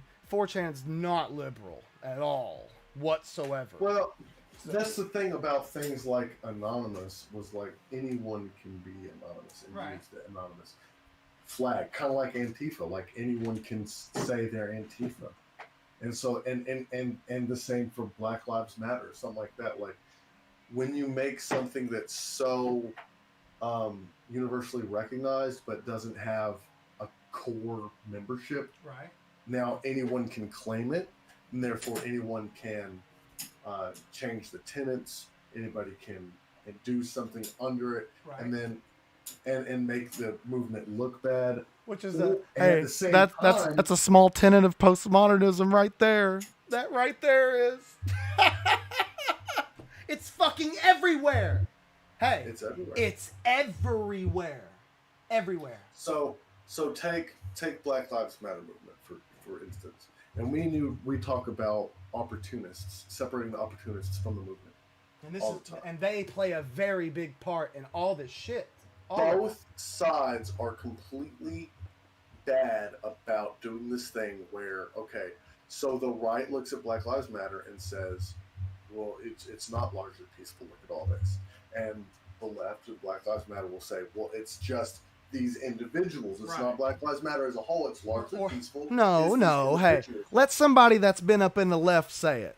They say there's no riots. I mean, that's what they say. They say that there's way less riots than there are peaceful protests, and that's just it. It doesn't fucking matter, and two, it's not true. So, one building burning is a riot to me. We're done. Like that's. Well, beyond that, so like they can say, that's not what Black Lives Matter is about. That's not what the march is about. That's not. Those are opportunists. That's a subset. These are people we don't affiliate with. Right. Well, they don't make that fucking that establishment, because if they did, then they might be in a better place. They just we had this hold on. We had this weird confusing time where everybody was like, well, the rioting, they've been oppressed for a really long time. We just got to let it happen. And I never said that, but I did say that, and this goes today. If my child dies to a police officer that's held unaccountable and burning shit down and do not give a fuck who says anything about it, I'm gonna ask first if we're gonna do something about this swiftly and get some justice going. And if we don't, and I'm done waiting, nobody's gonna tell me it's bad, and I don't care. I'm just gonna go do it. That's just gonna happen. That's the activist in me. That's me clinging to the Constitution in me right there. Is what that is. Well, see, that's the postmodernist view on it. Is like doing. So this is a perfect example because we've seen it all over the internet. You see it all the time. People will bring up and say Martin Luther King said that riots is the language of the unheard. Right. Which is taken out of context in the speech he wrote. Which is saying that like he's saying that riots shouldn't happen, but also saying like you have to see that this is the outcome of what's going on. Right. And then people. That's the understanding I've gotten, to be honest. Yeah. Anytime someone brings up Martin Luther King, they say, y'all killed him too. Yeah. To shut down the argument. Like, you're no longer allowed, and y'all being white people and all white people, you're not allowed to be a dissenting voice. Are you genuinely scared of this, Alex? Like, genuinely? Absolutely. Genuinely. Truly. I fear for the world my son grows up in. Because we can't have a rational, logical conversation about how to fix things. Well, Right. but look, the people, and I'm gonna tell you what, every motherfucker, sorry, yikes, every person that I saw on that documentary, I'm doing way more in my community than them ever. Maybe. I can't speak for everybody, obviously, but a lot of them, for sure. Like, and I'll tell you now, I'm only getting started on what I plan on, what I want to do, what I would like to have in a, not a resume, but my life resume. And I wonder if those people are this ready to rock. Like, I wonder what happens when they leave that college. Well, that's where it's scary because they leave that college with their degrees, and I don't want to sound too condescending, their gender study degrees or whatever. Even those that don't, that's why it's scary because those that get regular fucking degrees, Right. they go through these courses like I'm going through. They become indoctrinated in these postmodern ideals, and they go out into the world and become leading experts on things. They Right. become general foremans. They become, they write papers and they shape our world. And that's why it's scary to me because like you can have all the gender studies experts out in the world say something doesn't really matter to much of a hill of beans, but whenever you get the ideals that they tout into all other areas, that's True. where it's scary. You don't think that it's hard to For do, instance, and it won't happen. Hold on.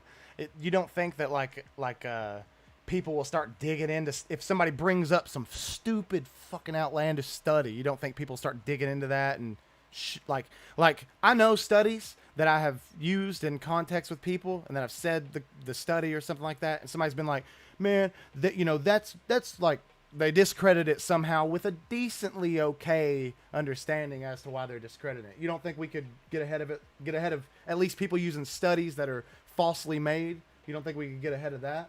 no, because it's kind of like whenever something's in court, for instance, and you bring up something in court, and the judge looks over um, to the jury and says, "Disregard that." Right. Once the box is opened, you can't put it back inside. Once someone's seen something, you can't put it back inside, right?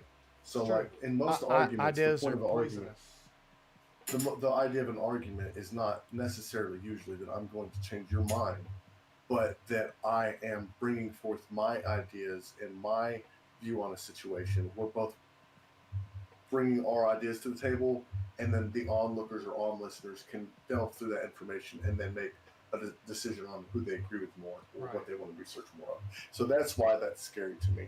But back to so I mentioned the Black Lives Matter movement and the riots and stuff, and they say, well, that's the outliers, right? But they don't want to do the same for the police brutality. So with the police come out and say, we've got these not well trained police officers or even these racist police officers, but they don't represent us as a whole. They don't want to hear that. So neither side, both sides wants to say, well, this is what we stand for, and everything else is an outlier and doesn't belong. But the other side will use those outliers to make an umbrella definition of the whole. Agreed. Does that make sense? Yep. So to the right, all Black Lives Matter protests or riots, and to the left, all cops are bastards. Right. Yep. And they're willing to look at their own side and go, y'all don't belong here. You do not, you don't, you're not a credit to the whole movement. So what, infighting? But they won't do the same thing for the other side.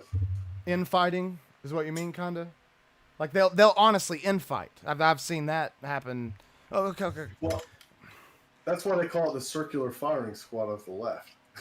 Well, I mean both. And actually, I was really just meaning the right when I said that. It's a circular firing squad of everybody. Damn. Just fucked. I'm sitting, now that we're actually having the conversation, I see even more of it.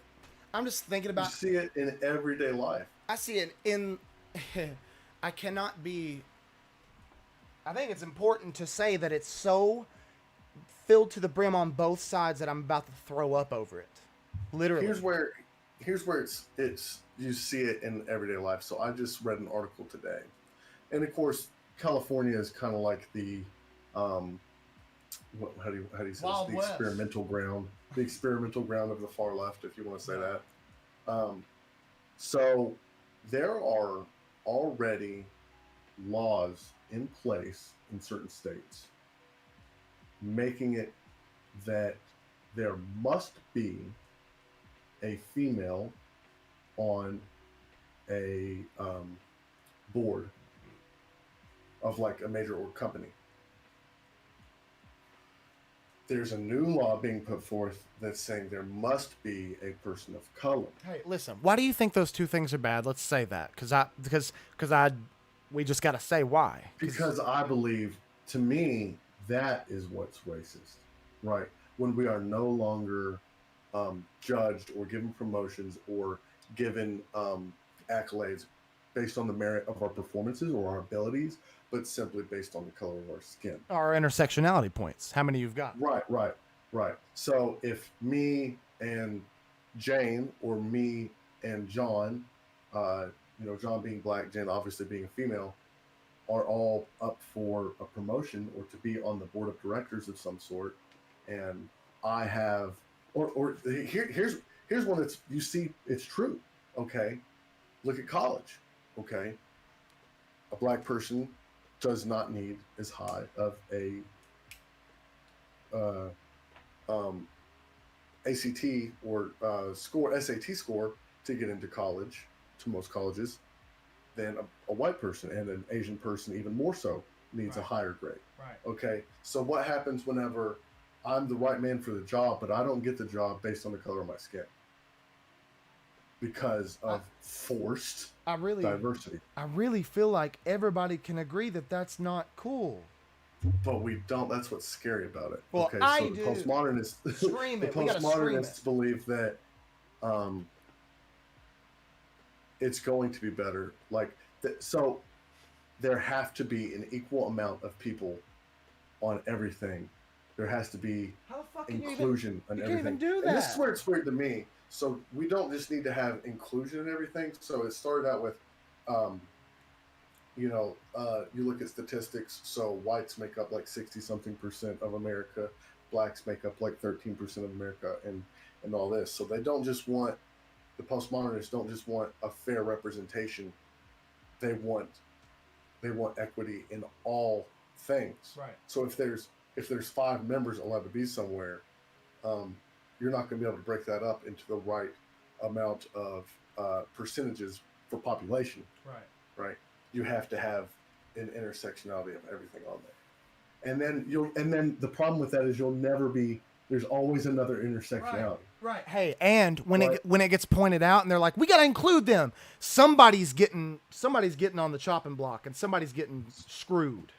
There's recently been a very vocal lesbian feminist on YouTube who has become a victim of the circular firing squad of the left because they were having some panel in Australia or something, and she was being flown in, and people were getting vocal about that there wasn't enough intersectionality on the panel, and she was like, that's just insane, there's just not enough spots to include everybody. Right. But now she's a racist transphobe because of it. Right. Awesome.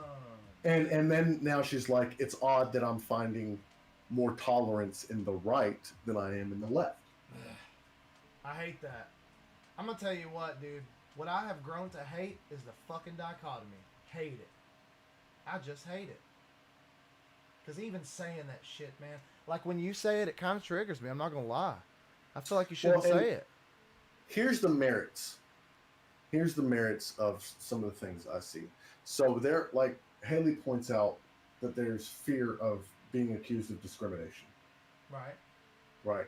There's already laws put forward saying it's illegal to withhold promotion based on the color of one's skin, or blah, blah, blah, blah, blah, blah, and all these things and so on and so forth. But it's a lot harder to prove discrimination. Does that make sense? Right. So it's really hard to prove that I got fired based on the color of my skin unless someone openly says, no, you're white, or no, you're black. Which if you were white, I feel like in a society that's really affected by postmodernism, they could even say it, and it'd be accepted. They'd just be like, well, and that's it's really it's really scary, right? Um, because our laws are literally being rewritten, right? So the more postmodern we become, and as I said in the journal entry, the more we backpedal from the advancements we have made in trying to eradicate racism, Right. right? Yeah. Like and on toward uh, what we were talking about, hijacking vocabulary to fit our narrative. Um, Racism used to mean what? Like being prejudiced towards someone based on the color of their skin, Right. right? Now there has to be an element of power involved in order to be racist. They have changed, they, the postmodernists, have changed the word racist so that you can no longer claim someone is being racist toward you. And then anytime you scream, they say you can't be racist, you can only be discriminatory. And if you scream, oh, okay, well, they're discriminating against me, they say, well, how's it feel? It's been happening to us for X amount of time. In conversation. Yeah. Thanks. So like Great discussion. When Brett Weinstein was sitting in that room, I mean, this is a giant mob, right? Like of angry people, like they're like, what the fuck is he even doing here? Because they were discussing what to do about the situation. And and this guy stands up, he said, you're scared? You uncomfortable? Or are you nervous? Well, that's how I feel every single day of my life. Right. And I'm sitting there thinking, okay, so you every day of your life, you feel like you're in a room with 1,000 people who literally want bodily harm caused to you, because I feel like you're stretching the truth here a bit. Yeah. If you want to say, you know, and I haven't lived your life, but I can only go by what I've heard, like, you know, glances on the subway or being treated not as nice or whatever. But to openly say that I feel like every day of my life I'm surrounded by 1,000 people who want to cause me bodily harm is just ridiculous. To to say that what Brett Weinstein was going through at that moment in time, the ostracization, however you say it, that he was feeling in that moment is the same as what it's like to live as a black person in America every day. I'm sorry, you can call me racist straight because I'm white. It's just fucking ridiculous. Yeah. Okay. So, question. This is. I feel like this is a good point. This brings it back a little bit more to where we can both relate, and I feel like we can both expand on this pretty heavy. And Haley did say something. Let's touch on that first. There are laws, but promotions are given. Our positions being given may not be given fairly, and how will you prove that? Yeah, it's pretty much exactly what Alex was saying. The fear is for the employer, and then the employee that was actually discriminated against loses their advancement, and how can that even be proven? Let's say they give me a job over Tyler to include a female. The employer was scared. I'd say I didn't get it because I'm a female, so now they give it to me. Now Tyler's actually been discriminated against and didn't get the position fairly because the fear someone else might accuse him of discrimination. Fuck. That's pretty deep. Right, but whenever you make it the law that they must require a female, you are now discriminating against white people. But the postmodernists would say that we're inherently discriminating against females because there isn't as many females on the board. Therefore, the patriarchy and the establishment itself must be racist. Right.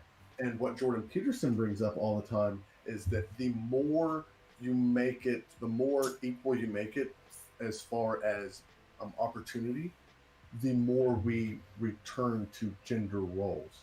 For instance, he brings up a study they did in like Norway or something, where they made it as equal as possible gender-wise for people I've heard this. obtain different positions. And what you find is people going more into what's internally bred. Like, so women are healthcare, biologically more nurturing, right? Psychologically more nurturing stuff. So they go into fields like teaching or nursing or stuff like this, where men are more aggressive and stuff like that. So you're going to find them at the oil fields or more danger. We're more prone to go into dangerous fields.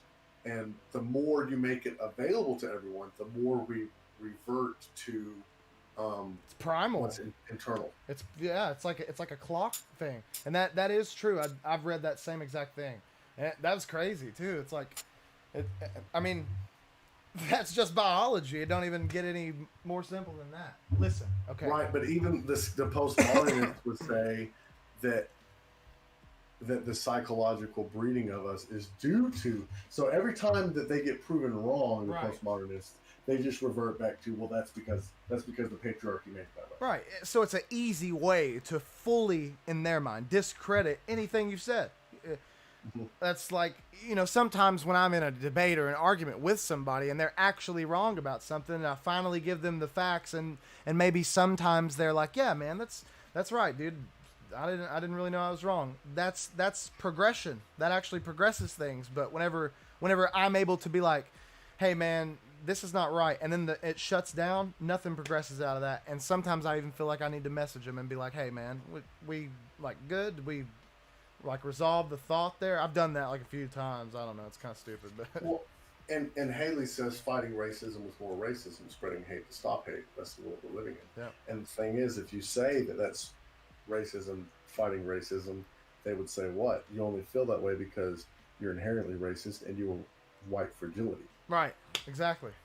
That's another crazy. Postmodernist Hey, ideal. and she said we are gifting discrimination with discrimination and misspelled it. Well, but that works too, because we are. We basically just like, I don't know. It's just fucking crazy, dude. It's a wild ass concept. And that's what's scary to think is, okay, where does it end? Right. Where does it end? Because as we've seen with Evergreen, there's never a point where they go, okay, I'm now satisfied. Right. Here's what I'll agree with you on, Alex. I'm not so scared, though. The reason I'm not so scared is because I feel like this right here has power to it. I don't know that maybe I'm jaded. I don't know, but I feel like, and I wrote something down because it's a very important thing that I want to ask. I want to, kind of ties in with this. I feel like this is important. I feel like if we are vocal about this, and I don't like labels, but if we label that shit and tell people that these are opportunists, then I don't know. Maybe at least Haley knows now. That's why I am scared though, because right now we have the freedom to speak our minds. Right. But we have already seen laws be put forth to hinder that, i.e., changing the definition of hate speech. So many postmodernists would call what me and you have been talking about this podcast hate speech, and would want us jailed. And what I'm saying is not out of the realm of what people actually believe these days. Yeah. Postmodernists would actually say what me and you have been talking about is in fact hate speech and should be punishable by law. Right. That's why I'm scared. Hey, but it isn't. Now, yet, okay, but like... But we've been well on the way. That's why every time you see a court case involving hate speech, open your eyes and look at it and decide whether or not you actually believe that a hate speech, which I believe to be hate speech, it must be an open call to violence against someone, correct? I think that's the definition. Right? So an open call to violence. But what you're starting to see is more and more crimes be labeled as a hate crime simply because of the intersectionality of the victim. Okay. All right. First off, this happened 2 years ago. And I know we all know that. And dude, I'm going to tell you now, I feel like that's more extreme than anything I've ever seen with this shit. It's crazy. Yeah, the hate speech thing, like I've seen very many people, saying, if a black person's on their lawn and they're like, hey man, I'm trying to keep my lawn cool. Will you hop off of it? Some people would call that hate speech. And yeah, that's a facet of postmodernism for sure that I've definitely been seeing more here lately. But there's another ideal that, the concept of owning land is Jesus Christ. It's real. You see it all the time. When do we ask postmodernists what we do about Indians? Like where do we repair that? Because they walk, live, drive, breathe. I don't. Well, what you'll get is a bunch of off the wall, unreasonable claims or askings. Because the thing is, it's like when the Joker talks about chasing the car and not knowing what to do once you get it, that's exactly how postmodernists are. Right. Well, they know what to do. They know what to do, Alex. They just, call me a white once you level cis. with these people and go, what do you want? It's never gonna be. Well, they call me white cis male and say everything else I have to say is useless and racist. So that's Right, but when you go, okay, how do I make it right? There'll never be enough you right. can do. There'll never Yeah, be enough yeah. reparations. Even There'll if never be enough. even The only if thing we need to do is just go, shut up, give away all our property, and die. Jesus Christ. Well, if listen, I'm not scared for my children. For God's sake, anybody with children right now would be stupid. But boy, oh boy, I know you're gonna do this too. But my kid's not gonna put up with that fucking shit. As long as I'm Am alive, I I'm not going to scared? either. Yes. Am I running scared? Absolutely not. Right. That's why I made a stand with this class. And now let me say this: the name of this podcast is Fighting Ignorance. So I'm not going to dig my heels in and say that there is no good that could come from critical race theory or anything like that. I'm going to do what this class asks to me. I'm going to keep an open mind. I'm going to listen, but I'm not just going to follow like sheep. Right. I'm going to analyze. I'm going to critique, and what I'm hoping happens through the course of this course is that some myths are put to rest.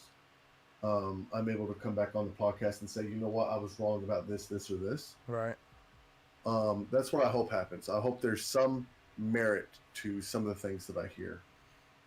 I can't believe that in the place that you live, that is on your syllabus. I literally can't believe it. The teacher, she said she was like really excited, and you can tell she's genuine, man. She's like, I've spent the entire summer rewriting my entire course to fit what's going on today. And there are a lot of like necessary topics there, I feel like. But then, there's that. But for English 112? Somewhat. Not the whiteness shit, not all that garbage, but talking about current events, a little bit of critical thinking, writing about current events is that's I feel like that's a pretty good thing. I don't know. But like I said, I hope that my fears are put to rest, and that it's not whether you would agree with this or you fail. Right. I hope I'm able to come to this from a scholarly point of view, follow the rubric, and come out on the other side as having studied the topic and not trying to cover your ass and yeah. Right. I won't run scared. But I'm also not going to hard nose. Yeah. It's like the Christians who go to science class in high school and refuse to study evolution, right? Because they don't believe in it.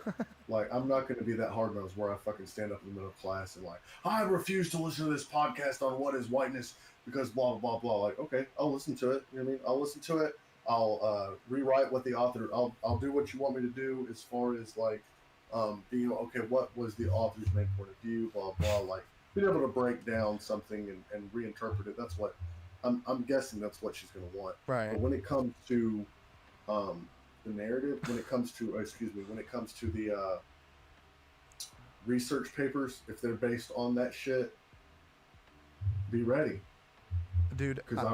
Because I co-host the weekly political podcast. Right. I know how to research. Listen, I think, and this is just me being a little Lefty Tyler here lately. Okay, I think you're freaking out a little bit. I hope so. Yeah, I hope so too. I hope so, for God's sake, that you are. Mother F. I hope that you're so wrong about her, dude. Because you were talking about this. I've been looking into it. You got me to look into it. Brett, I love Brett Weinstein. I was like, holy shit. My life has been about this for like the past 3 days. But dude, when I saw that on that syllabus, I shit myself. I was like, oh my God. I thought it was funny because I was talking to you and I was like, this is what's on the syllabus for this course, and you just kind of shake your head. Right. And then towards the end, I was like, and what's scary is like, I'm not in some critical race theory class or fucking psychology or anything. Right. This is English 112, and you said bullshit. Right. I thought it was, sociology or something like that. But look, I do find it weird on your side of the weirdness that an English teacher is having the whiteness thing as a topic. I can see all the other current events. I can really see having to put forth some critical thinking on that stuff. Maybe it's just the course content. But the whiteness thing, man, that's a postmodern ideology that she is promoting. That's what that is. There's no ways around that. Unless, Well, see, and those are the ones that are in your face. This is fucking right. postmodernist shit. But there's a lot more that, when you look at, are kind of like, oh, they're kind of like, those are the ones you have to watch for. So on the last page, when it's talking about like overconsumption, how much is enough? Like, what I see is anti-capitalist rhetoric. Right. And to be honest, man, there's. And that's the stuff that's going to seep into students. That's not so blatant. Well, fuck, dude. The stuff that's going to seep into students is the last leg of the class just having to be about fucking whiteness. And it's an English class. That's weird. That's just odd. And I'm not talking shit about the teacher or anything like that, but it seems to me like a teacher that maybe has some pretty astute sociological stances that kind of wants to just not test the waters of if it'll take, but test the waters of like, here's a little bit of what my worst fears is like, oh, she wants an echo chamber is what she wants. That's going to be rough. So like this week's, what I have to do for Sunday is I have to watch Frozen 2, which I kind of found weird because she was like, everybody has Disney Plus, right? But I was like, for a postmodern leftist thing, like, okay, so I took a sociology class and the book was free to everyone. I was like, you fucking better make it free to sociology. Like, you would be really hypocritical if you didn't. Right. But then, like, everyone has access to Frozen. Like, I thought she was going to, like, here's a link to watch it in school, blah, blah, blah. But, like, everybody already has access to this, right? And I was like, well, in that mighty, like, what about those that don't afford? Right. Whatever. Like, we're just going to go out and buy a movie for this? Like, but I think if someone were to say, I don't have access to it, she would have found access to it. So, right. But it's like, okay, I haven't watched Frozen 2, but I know enough about it that it draws parallels to Native Americans. Okay, yeah, I was like, what the fuck are you about to say right now? Yeah. I haven't watched it, but I'm pretty sure it's what it is. Right. I've heard enough about it and grab out of context. And so that's the first one is like, and the questions are like, what do you think this draws parallels to and stuff? Like, let me actually read it. Let me read you the thing. She's not wanting the whole paper on it. She just wants us to read it and kind of like just draw some notes out on it. Hey, do you have it pulled up right now? I'm pulling it up right now. I'm not running scared.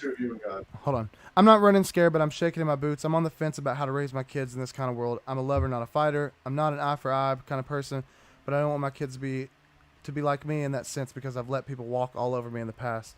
I hope to God I give them more of a backbone than I've had in the past. It took me years to be who I am. A lot of hurt and pain has made me a little more cold-hearted. I hope they're decent humans, and I try to do my best to also struggle with being the mom and dad in my situation. I get torn on that. Seek advice, man. Something that Alex said that I'll take with me to the grave. And you've said it. It's a fucking thing that's very common, but it takes a village to raise kids. And I don't know. Just take pieces that are good, obviously, from every personality around you that you find to be, I guess, that are good against the cause that you're like scared of. That's what I do anyways. I don't know. Go ahead, Alex. Here's the Frozen 2 viewing guide. 1. What happened with Elsa and Anna's father and grandfather in the Enchanted Forest? 2. What do you think is happening with Elsa? Who is calling her? 3. Can the Enchanted Forest represent anything in real life? 4. What's the story with Elsa and Anna's grandfather? Can this storyline represent anything in real life? 5. In the end, what is the truth? How was it discovered? Provide a summary of the movie as you understand it, and what does this have to do with the English class? Yeah, I'm wondering the same thing on that last part. What does this have to do with the English class? Critical thinking, wow. Well, I mean, there's always going to be the being able to take in information, right, process it, and be able to. You could have said comprehension, Alex. You could have said comprehension. Thank you. Jesus Thank Christ. you. That's. I'm giving the definition of comprehension. Hey, listen. Very important question. That's because I'm used to taking a small word like that. You gotta have there's word minimum, so I gotta stretch things out and be wordy about stuff. Oof. Damn. I mean, I think that's what college is. Flex on them. Flex on them out here. Listen. They gotta get wordy about shit. We're both socially left. pretty decently. Does this mean that we see it better than those that are physically left? Like physically left. Sorry, not physically, but physically. Like people that are left. Do you think that we can Right. see the postmodernism better just because we're socially left, but our values still are, our values of law and moral still kind of lie in conservative values? You think that allows us to be able to see it better? I think we're able to see it better because I think some of it's a generational thing. Okay. And so, like, if you go and see the timeline of most of the, uh, what are the ones under millennials, the generation under us? I don't fucking know. X, Z, something. Gen Z. Okay, like, they've grown up hearing that capitalism's failed us. They've grown up hearing these postmodernist ideas, and it's become ingrained in them. So I think we're able to see it more because we weren't raised in it. Does that make sense? Yeah. Do you think that the exacerbation of the influx of constant information, social media, all this crazy shit that we've got going on right now, where nothing is left, no stone is left unturned? Do you think that possibly? I'm like literally losing the track of the fucking question I was gonna ask.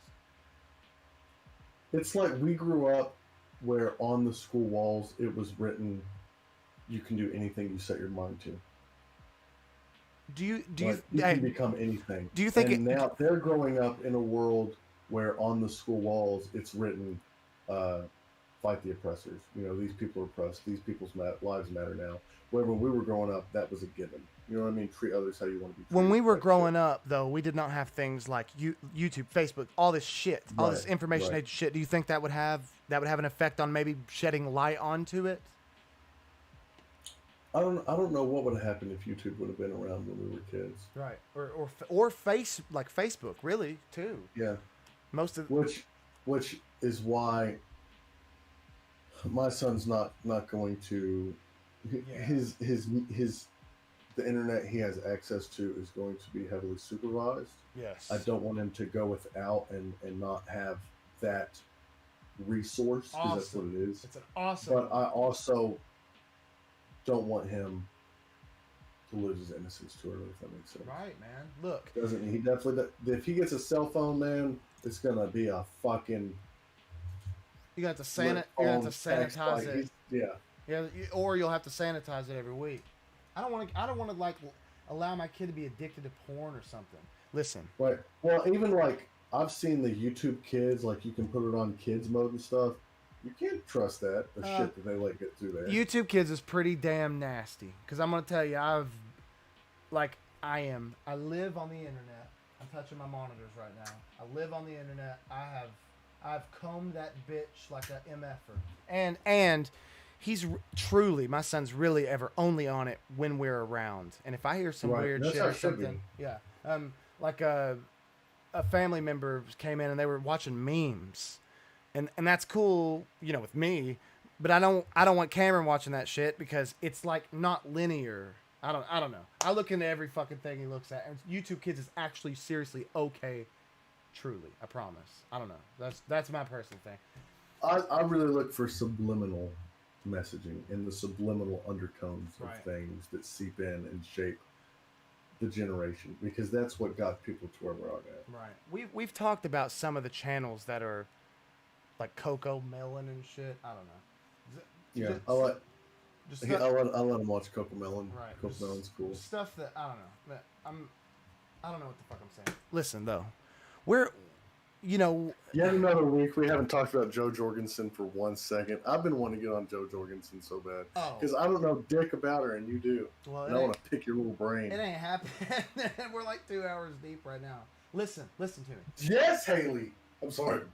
Me and Alana, my girlfriend, have talked about that in depth because, like, we're so scared of what's going on in the school system these days and what's getting crammed down our throats. We're like, well, let's just homeschool it. And then I'm like, nah. Do you remember the homeschool kids?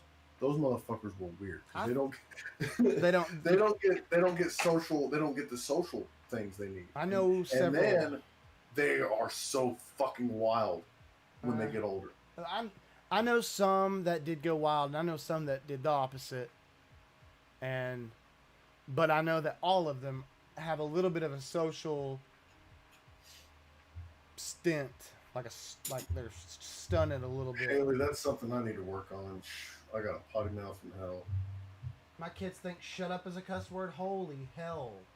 Dude, when I was a kid, I thought piss was a cuss word. Dude, it's been the hardest thing I've ever had to do in my life is watch my mouth, and I don't mean just saying fuck all the time in front of my kid, but saying anything, man. Not just fuck, just everything. It's insane. It's so crazy. Like me and Ashley, we'll even be talking about an inside joke thing and be like, yeah, harder. And then Cameron will be like, harder. I'm like, God. It's rough, dude. So rough. But when it comes to parenting, and this is something I've learned as an addict, the fact that it doesn't matter how you raise your children, like you can't control whether or not they become an addict.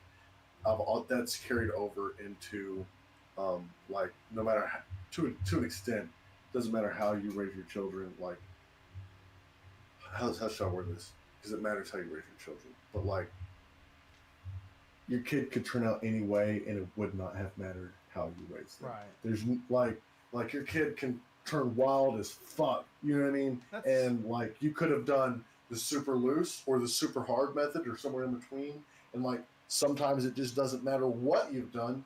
You know, it's the whole nature versus nurture thing. You know, so like there's parents out there who are like, what did I do wrong? My son's a heroin addict. Well, like nothing. Like there's nothing you could have done to stop that. Right. And that's it's a very good thing to realize too. So that if you feel like, which I feel like hopefully most parents, I can't say all sadly, but most parents want to do the best and want to be the best for their kid and stuff, but then something happens. Good parent, I think, I hope, like constantly thinks I'm a bad parent. Right. Constantly going, I need to be doing more. What can I be doing better? Yeah. And it's a complete mind fuck because anytime I bring it up, someone goes, that means you're doing it right. Right, yeah. And it's like, oh God, for the rest of my life, I'm just going to be stuck in this wheel of feeling ineffective and inefficient. I've felt that I'm going to be stuck in 18 years of the most harsh criticism ever that isn't in my face, that's being analyzed and taken in and learned off of. It's crazy. Hey, and I will sit there in my recliner and watch my son play, and instead of just being able to enjoy to watch him play, which I can do, I'll be thinking, I should be playing with him right now somehow. Like, I'm such a piece of shit father for just lazily sitting in this chair. No. I need to be teaching him something right now. Right. Like, there's something I'm supposed to be doing. Haley, you said I have no clue what I'm doing. I'm just winging it over here, bro. I think that we all are in our own way. It's seriously a learn as you go thing. And having two, holy shit, dude. Fuck that. Dude, like things that I did not even know would not set me off. Because boy, thank God for Cameron, because he's really allowed me to like hone it in on some things. But fuck, it makes things so hard. Things are so much harder, and we didn't even. I was like, man, it ain't gonna be that bad. It'll be all right. But it's just not Cameron replicated. It's a whole different person. So it's like, everything's different. And getting back onto the postmodernist stuff, one thing I don't want to do is have my child be an extension of my own thoughts. Right. What I think the best thing I want to do is be able to help him think for himself. Yeah. Let's you know what? You don't have to believe what I believe or think how I think. I don't want you to do that, you know. But I also don't want you to be so susceptible to anything else. Right. Like I want you to be able to take information, analyze it, and think for yourself. We'll be super polarizing now, and then our kids can just go back and watch the podcast, Alex, and then they'll be like, okay. Like they're gonna be crazy though. Hey, they really will be able to come back and watch this, and I'm saying this right now, and they'll be able to hear this, and they'll be able to hear me rambling, and my son will watch it. What the F? Future Xander. Listen. Oh, go ahead. I love you. I love you, son. Future Cam. Go ahead. Sorry, I'm interrupting. No, already what I said. I love you, and I just want you to be happy. And I think at the end of the day, that's all any parent wants for their kid is God. I just want them to be happy. And that's it. And everything that Yeah. comes along with that, including mental stability, you know, and it needs a certain level of intelligence and success. You know, I want you to be proud of yourself. I want to be proud of want you to be proud of your accomplishments, and I want you to get everything out of life you can. I want my kids to just fight ignorance all the time in every single facet of everything they do.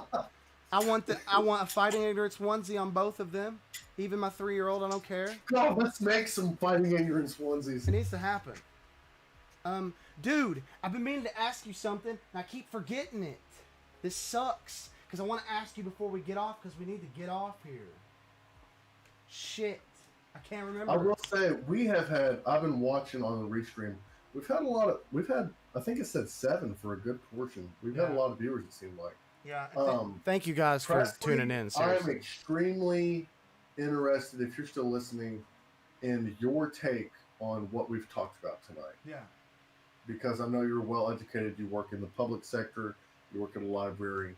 I am really interested in Presley's point of view on this.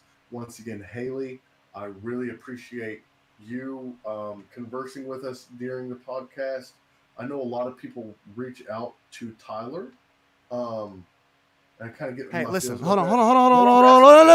No. I need to clarify here. The people that reach out to me are people that I discuss things with on Facebook, and then that slowly does turn into them saying, "Well, I'm gonna check out your podcast now." It's literally just that. It's not like people are like, "Hey, listen to the podcast. It was super cool." Blah, blah, blah. They really don't ever do that. I'm just waiting on one person. I just want someone in my inbox going, "What you said on the podcast was completely incorrect, and here's why." That's what I want. I hope that people would want to do that, though. I also feel like maybe they are complacent too, because I feel like people don't like being told they're wrong. But I tell myself I'm wrong every day. Every single day. Like me on YouTube video, I don't know. A lot of YouTube videos, if I'm watching a YouTube video, if I disagree with it, I just go on to the next video.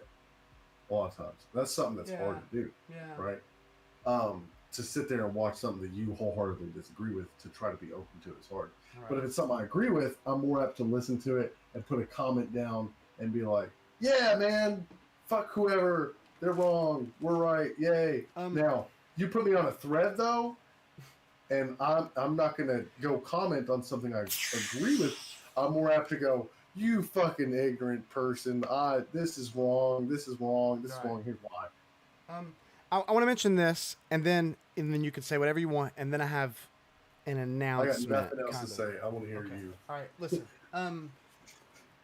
Something was shared today, and boy, everybody's gonna be like, "Oh, turn it off." Whenever I'm sitting here doing what I do, which is, defend government officials that just get shit on because of misinformation, and it's cancerous to society. Everybody, please stop the shit. Somebody shared something today, not mentioning their name. Somebody shared something, and they took a clip of Andy Bashir speaking, and he said something about, "Have your kids wear a mask at home." Stop the video. He stopped it right there.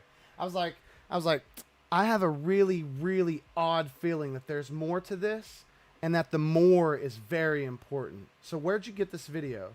They told me that it was on a press release yesterday. I went, I listened to the whole thing, I recorded it, I posted it in the comments, and I said I would really implore you guys to listen to the whole thing contextually, because he didn't just say, "I want kids to wear masks at home."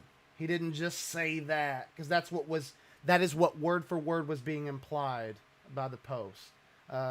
We just can't have that stuff, people, especially at this time where government officials are being ridiculed for things that they're doing not necessarily wrong, but that seem really, really wrong, and may be eventually wrong in the face of this COVID bullshit that's going on right now. And I don't know, dude. That's just really rough. I wanted to say that out loud.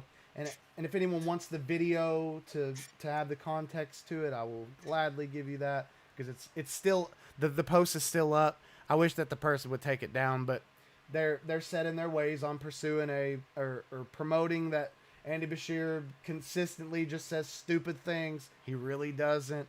They also said that he doesn't wear a mask in any of his.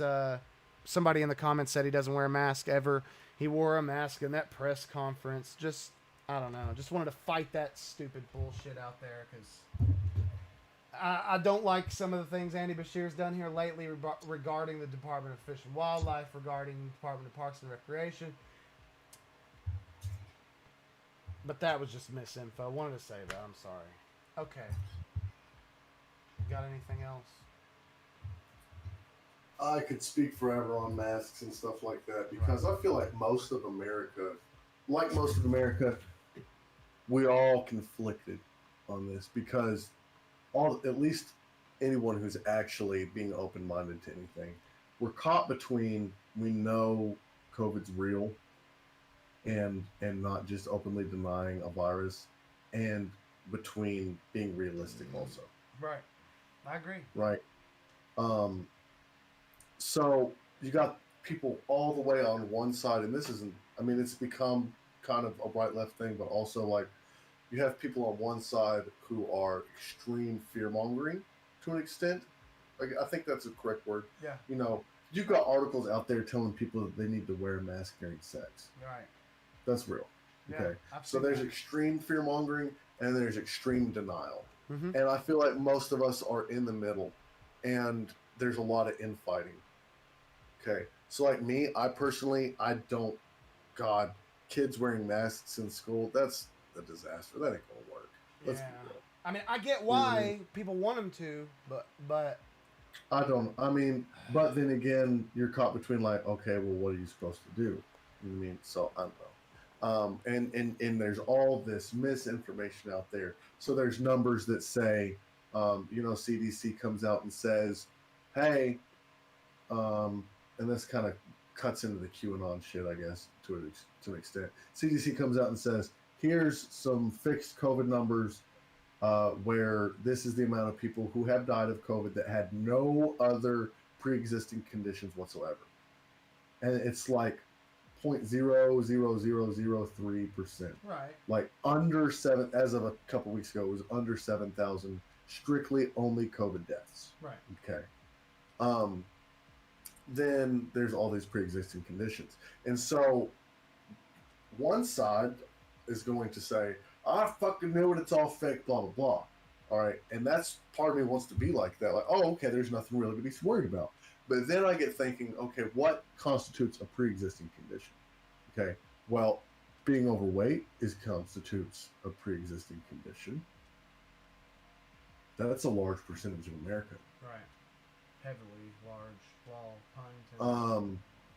I mean, and on down the list, anything that a doctor, a pre-existing condition as far as asthma, diabetes, like just all the way down, like all these pre-existing conditions. So it's not just like, oh, these people are already on the way out the door. It's somewhere in the middle. It's not as bad. The COVID deaths aren't as bad as the total number you see when you Google how many American COVID deaths are there. That number is the top number. That's the overinflated number. Right. And then on the other side is the under 7,000 deaths, which is okay, that's not factually true either. It's not only, it's somewhere in the middle. Now we have to discuss how far one way or the other. We'll never get there. Right. We just everybody just wants to keep fighting and blaming a politician that sits the opposite of the aisle. It's just what. Then you look at the rest of the world who seems to be doing, so like me, like I'm conflicted again because I'm looking at what seems to be the rest of the world handling it very well, keeping COVID numbers down. But then I see Australia, who did everything right, so to speak, having a second surge, and people are that lady got put in jail for a Facebook post. Yeah, shit was crazy. So it's very scary. It's very scary, and there's still no correct line of thinking. I'll wear a mask when I'm out and about. Hey, obviously. Listen. There's one correct line of thinking in this, and that it's stop spreading the fucking misinformation. Stop spreading the non-contextual shit that just muddies up the whole thing. The whole thing. It was so Good night, dumb. Haley. Thank you. Yeah, We'll be off soon, so Yeah. you're not missing anything really. Okay, Alex, want to throw this to you. So, and I'm saying this on the podcast because this is a little bit crazy. I'm not going to say this on the podcast. I'm going to say it after. But it pertains to a sponsor, and it's really, really a funny story. So I'll tell you that after. I don't think I want to do that on here. So I probably should have mentioned it. Anyways, Panel Podcast is coming up. We have to get a date for that. We're going to do that by this fucking weekend. It's going to be the death of me. All right? We're going to do it. We're going to get a date. Yeah, maybe sometime in October. Or maybe set it out sometime in November, just to make sure there's adequate time. Oh, I want a monthly one. So I mean, we're gonna do it monthly. Okay. And I'm centering it around. Yeah. I'm So sometime in September. Yeah, I'm centering this one around one person that we've mentioned that'll probably have some stuff to say Because we want it. The last one, I really felt like we were gonna have more disagreements. But we didn't. It was weird. Some of the people that were key in what I feel like would have been a good conversation ended up not being able to make it like last minute. So hopefully we can. I want there to be a lot of time in between. And I know we're like 10 days into the month, but I'm thinking it'll be on a Monday. We have like 3 Mondays left. Monday, Tuesday, something like that. I don't know. If hopefully we can plan it ahead or something. I don't know. Yeah, I'll have to talk to you about that afterward because my schedule's funky. Right. Well, that's like the only fucking times that she can do it. So, and I feel like if it would have to be for me, it would have to be like between the hours of 7 and 11 p.m. Like it would have to start around 7 and then have to be done by 11:30 p.m. Well, I don't know. We'll talk about it because we have to figure out a date. We have to figure out by this weekend. Another thing, I am working heavily on somebody, and I want to interview them. And I want them to be on this podcast, and I want them to be above us, and us be below them, and us interview them legitimately. I'm not going to say who. I'm literally not going to tell you even, because I think that you'll think... fuck it. You're telling me after the podcast. Okay. Maybe you can like bribe me into it somehow. I'll get it out of you. But dude, it's outlandish a little bit, but I'm really going to go for it. I'm just going for it. Lemon juice McGee. I'm just going for it. Oh God! Don't even get me started. Did you see at the beginning of the podcast? I ripped off that magnet and threw it. I saw it on there. I saw it got taken off. Yeah, fuck that shit. I'm not It'll saying be it. up there again next week. All right. Well, we started with a nerd comments. I want to end with some. What? Did you see my post in the group in one of the groups today? I've been reading Henri Salvatore. Oh yeah. I don't know if any of y'all out there have ever heard of this guy. If you've never heard of Drizzt Do'Urden, but it's the Dark Elf, Forgotten Realms. I'm hooked, man. I did not become a reader until I went to jail in my early to mid 20s, and I just realizing how much this series is like 28 books, 32 books or some shit. Oh, God. 36 books or something. Yeah. And I'm just like, man, I've missed out on so much. So I want y'all to message me or hit in the comments and tell me your favorite series, your favorite book, and maybe we start having a conversation about that. So I just finished The Crystal Shard, and I'm reading Streams of Silver, and there's another one in the Icewind Dale trilogy, and then I'm doubling back and reading the Dark Elf trilogy. I've heard a friend say that they mentioned they were reading the Dark Elf trilogy thing. I read in publication order, not chronological order.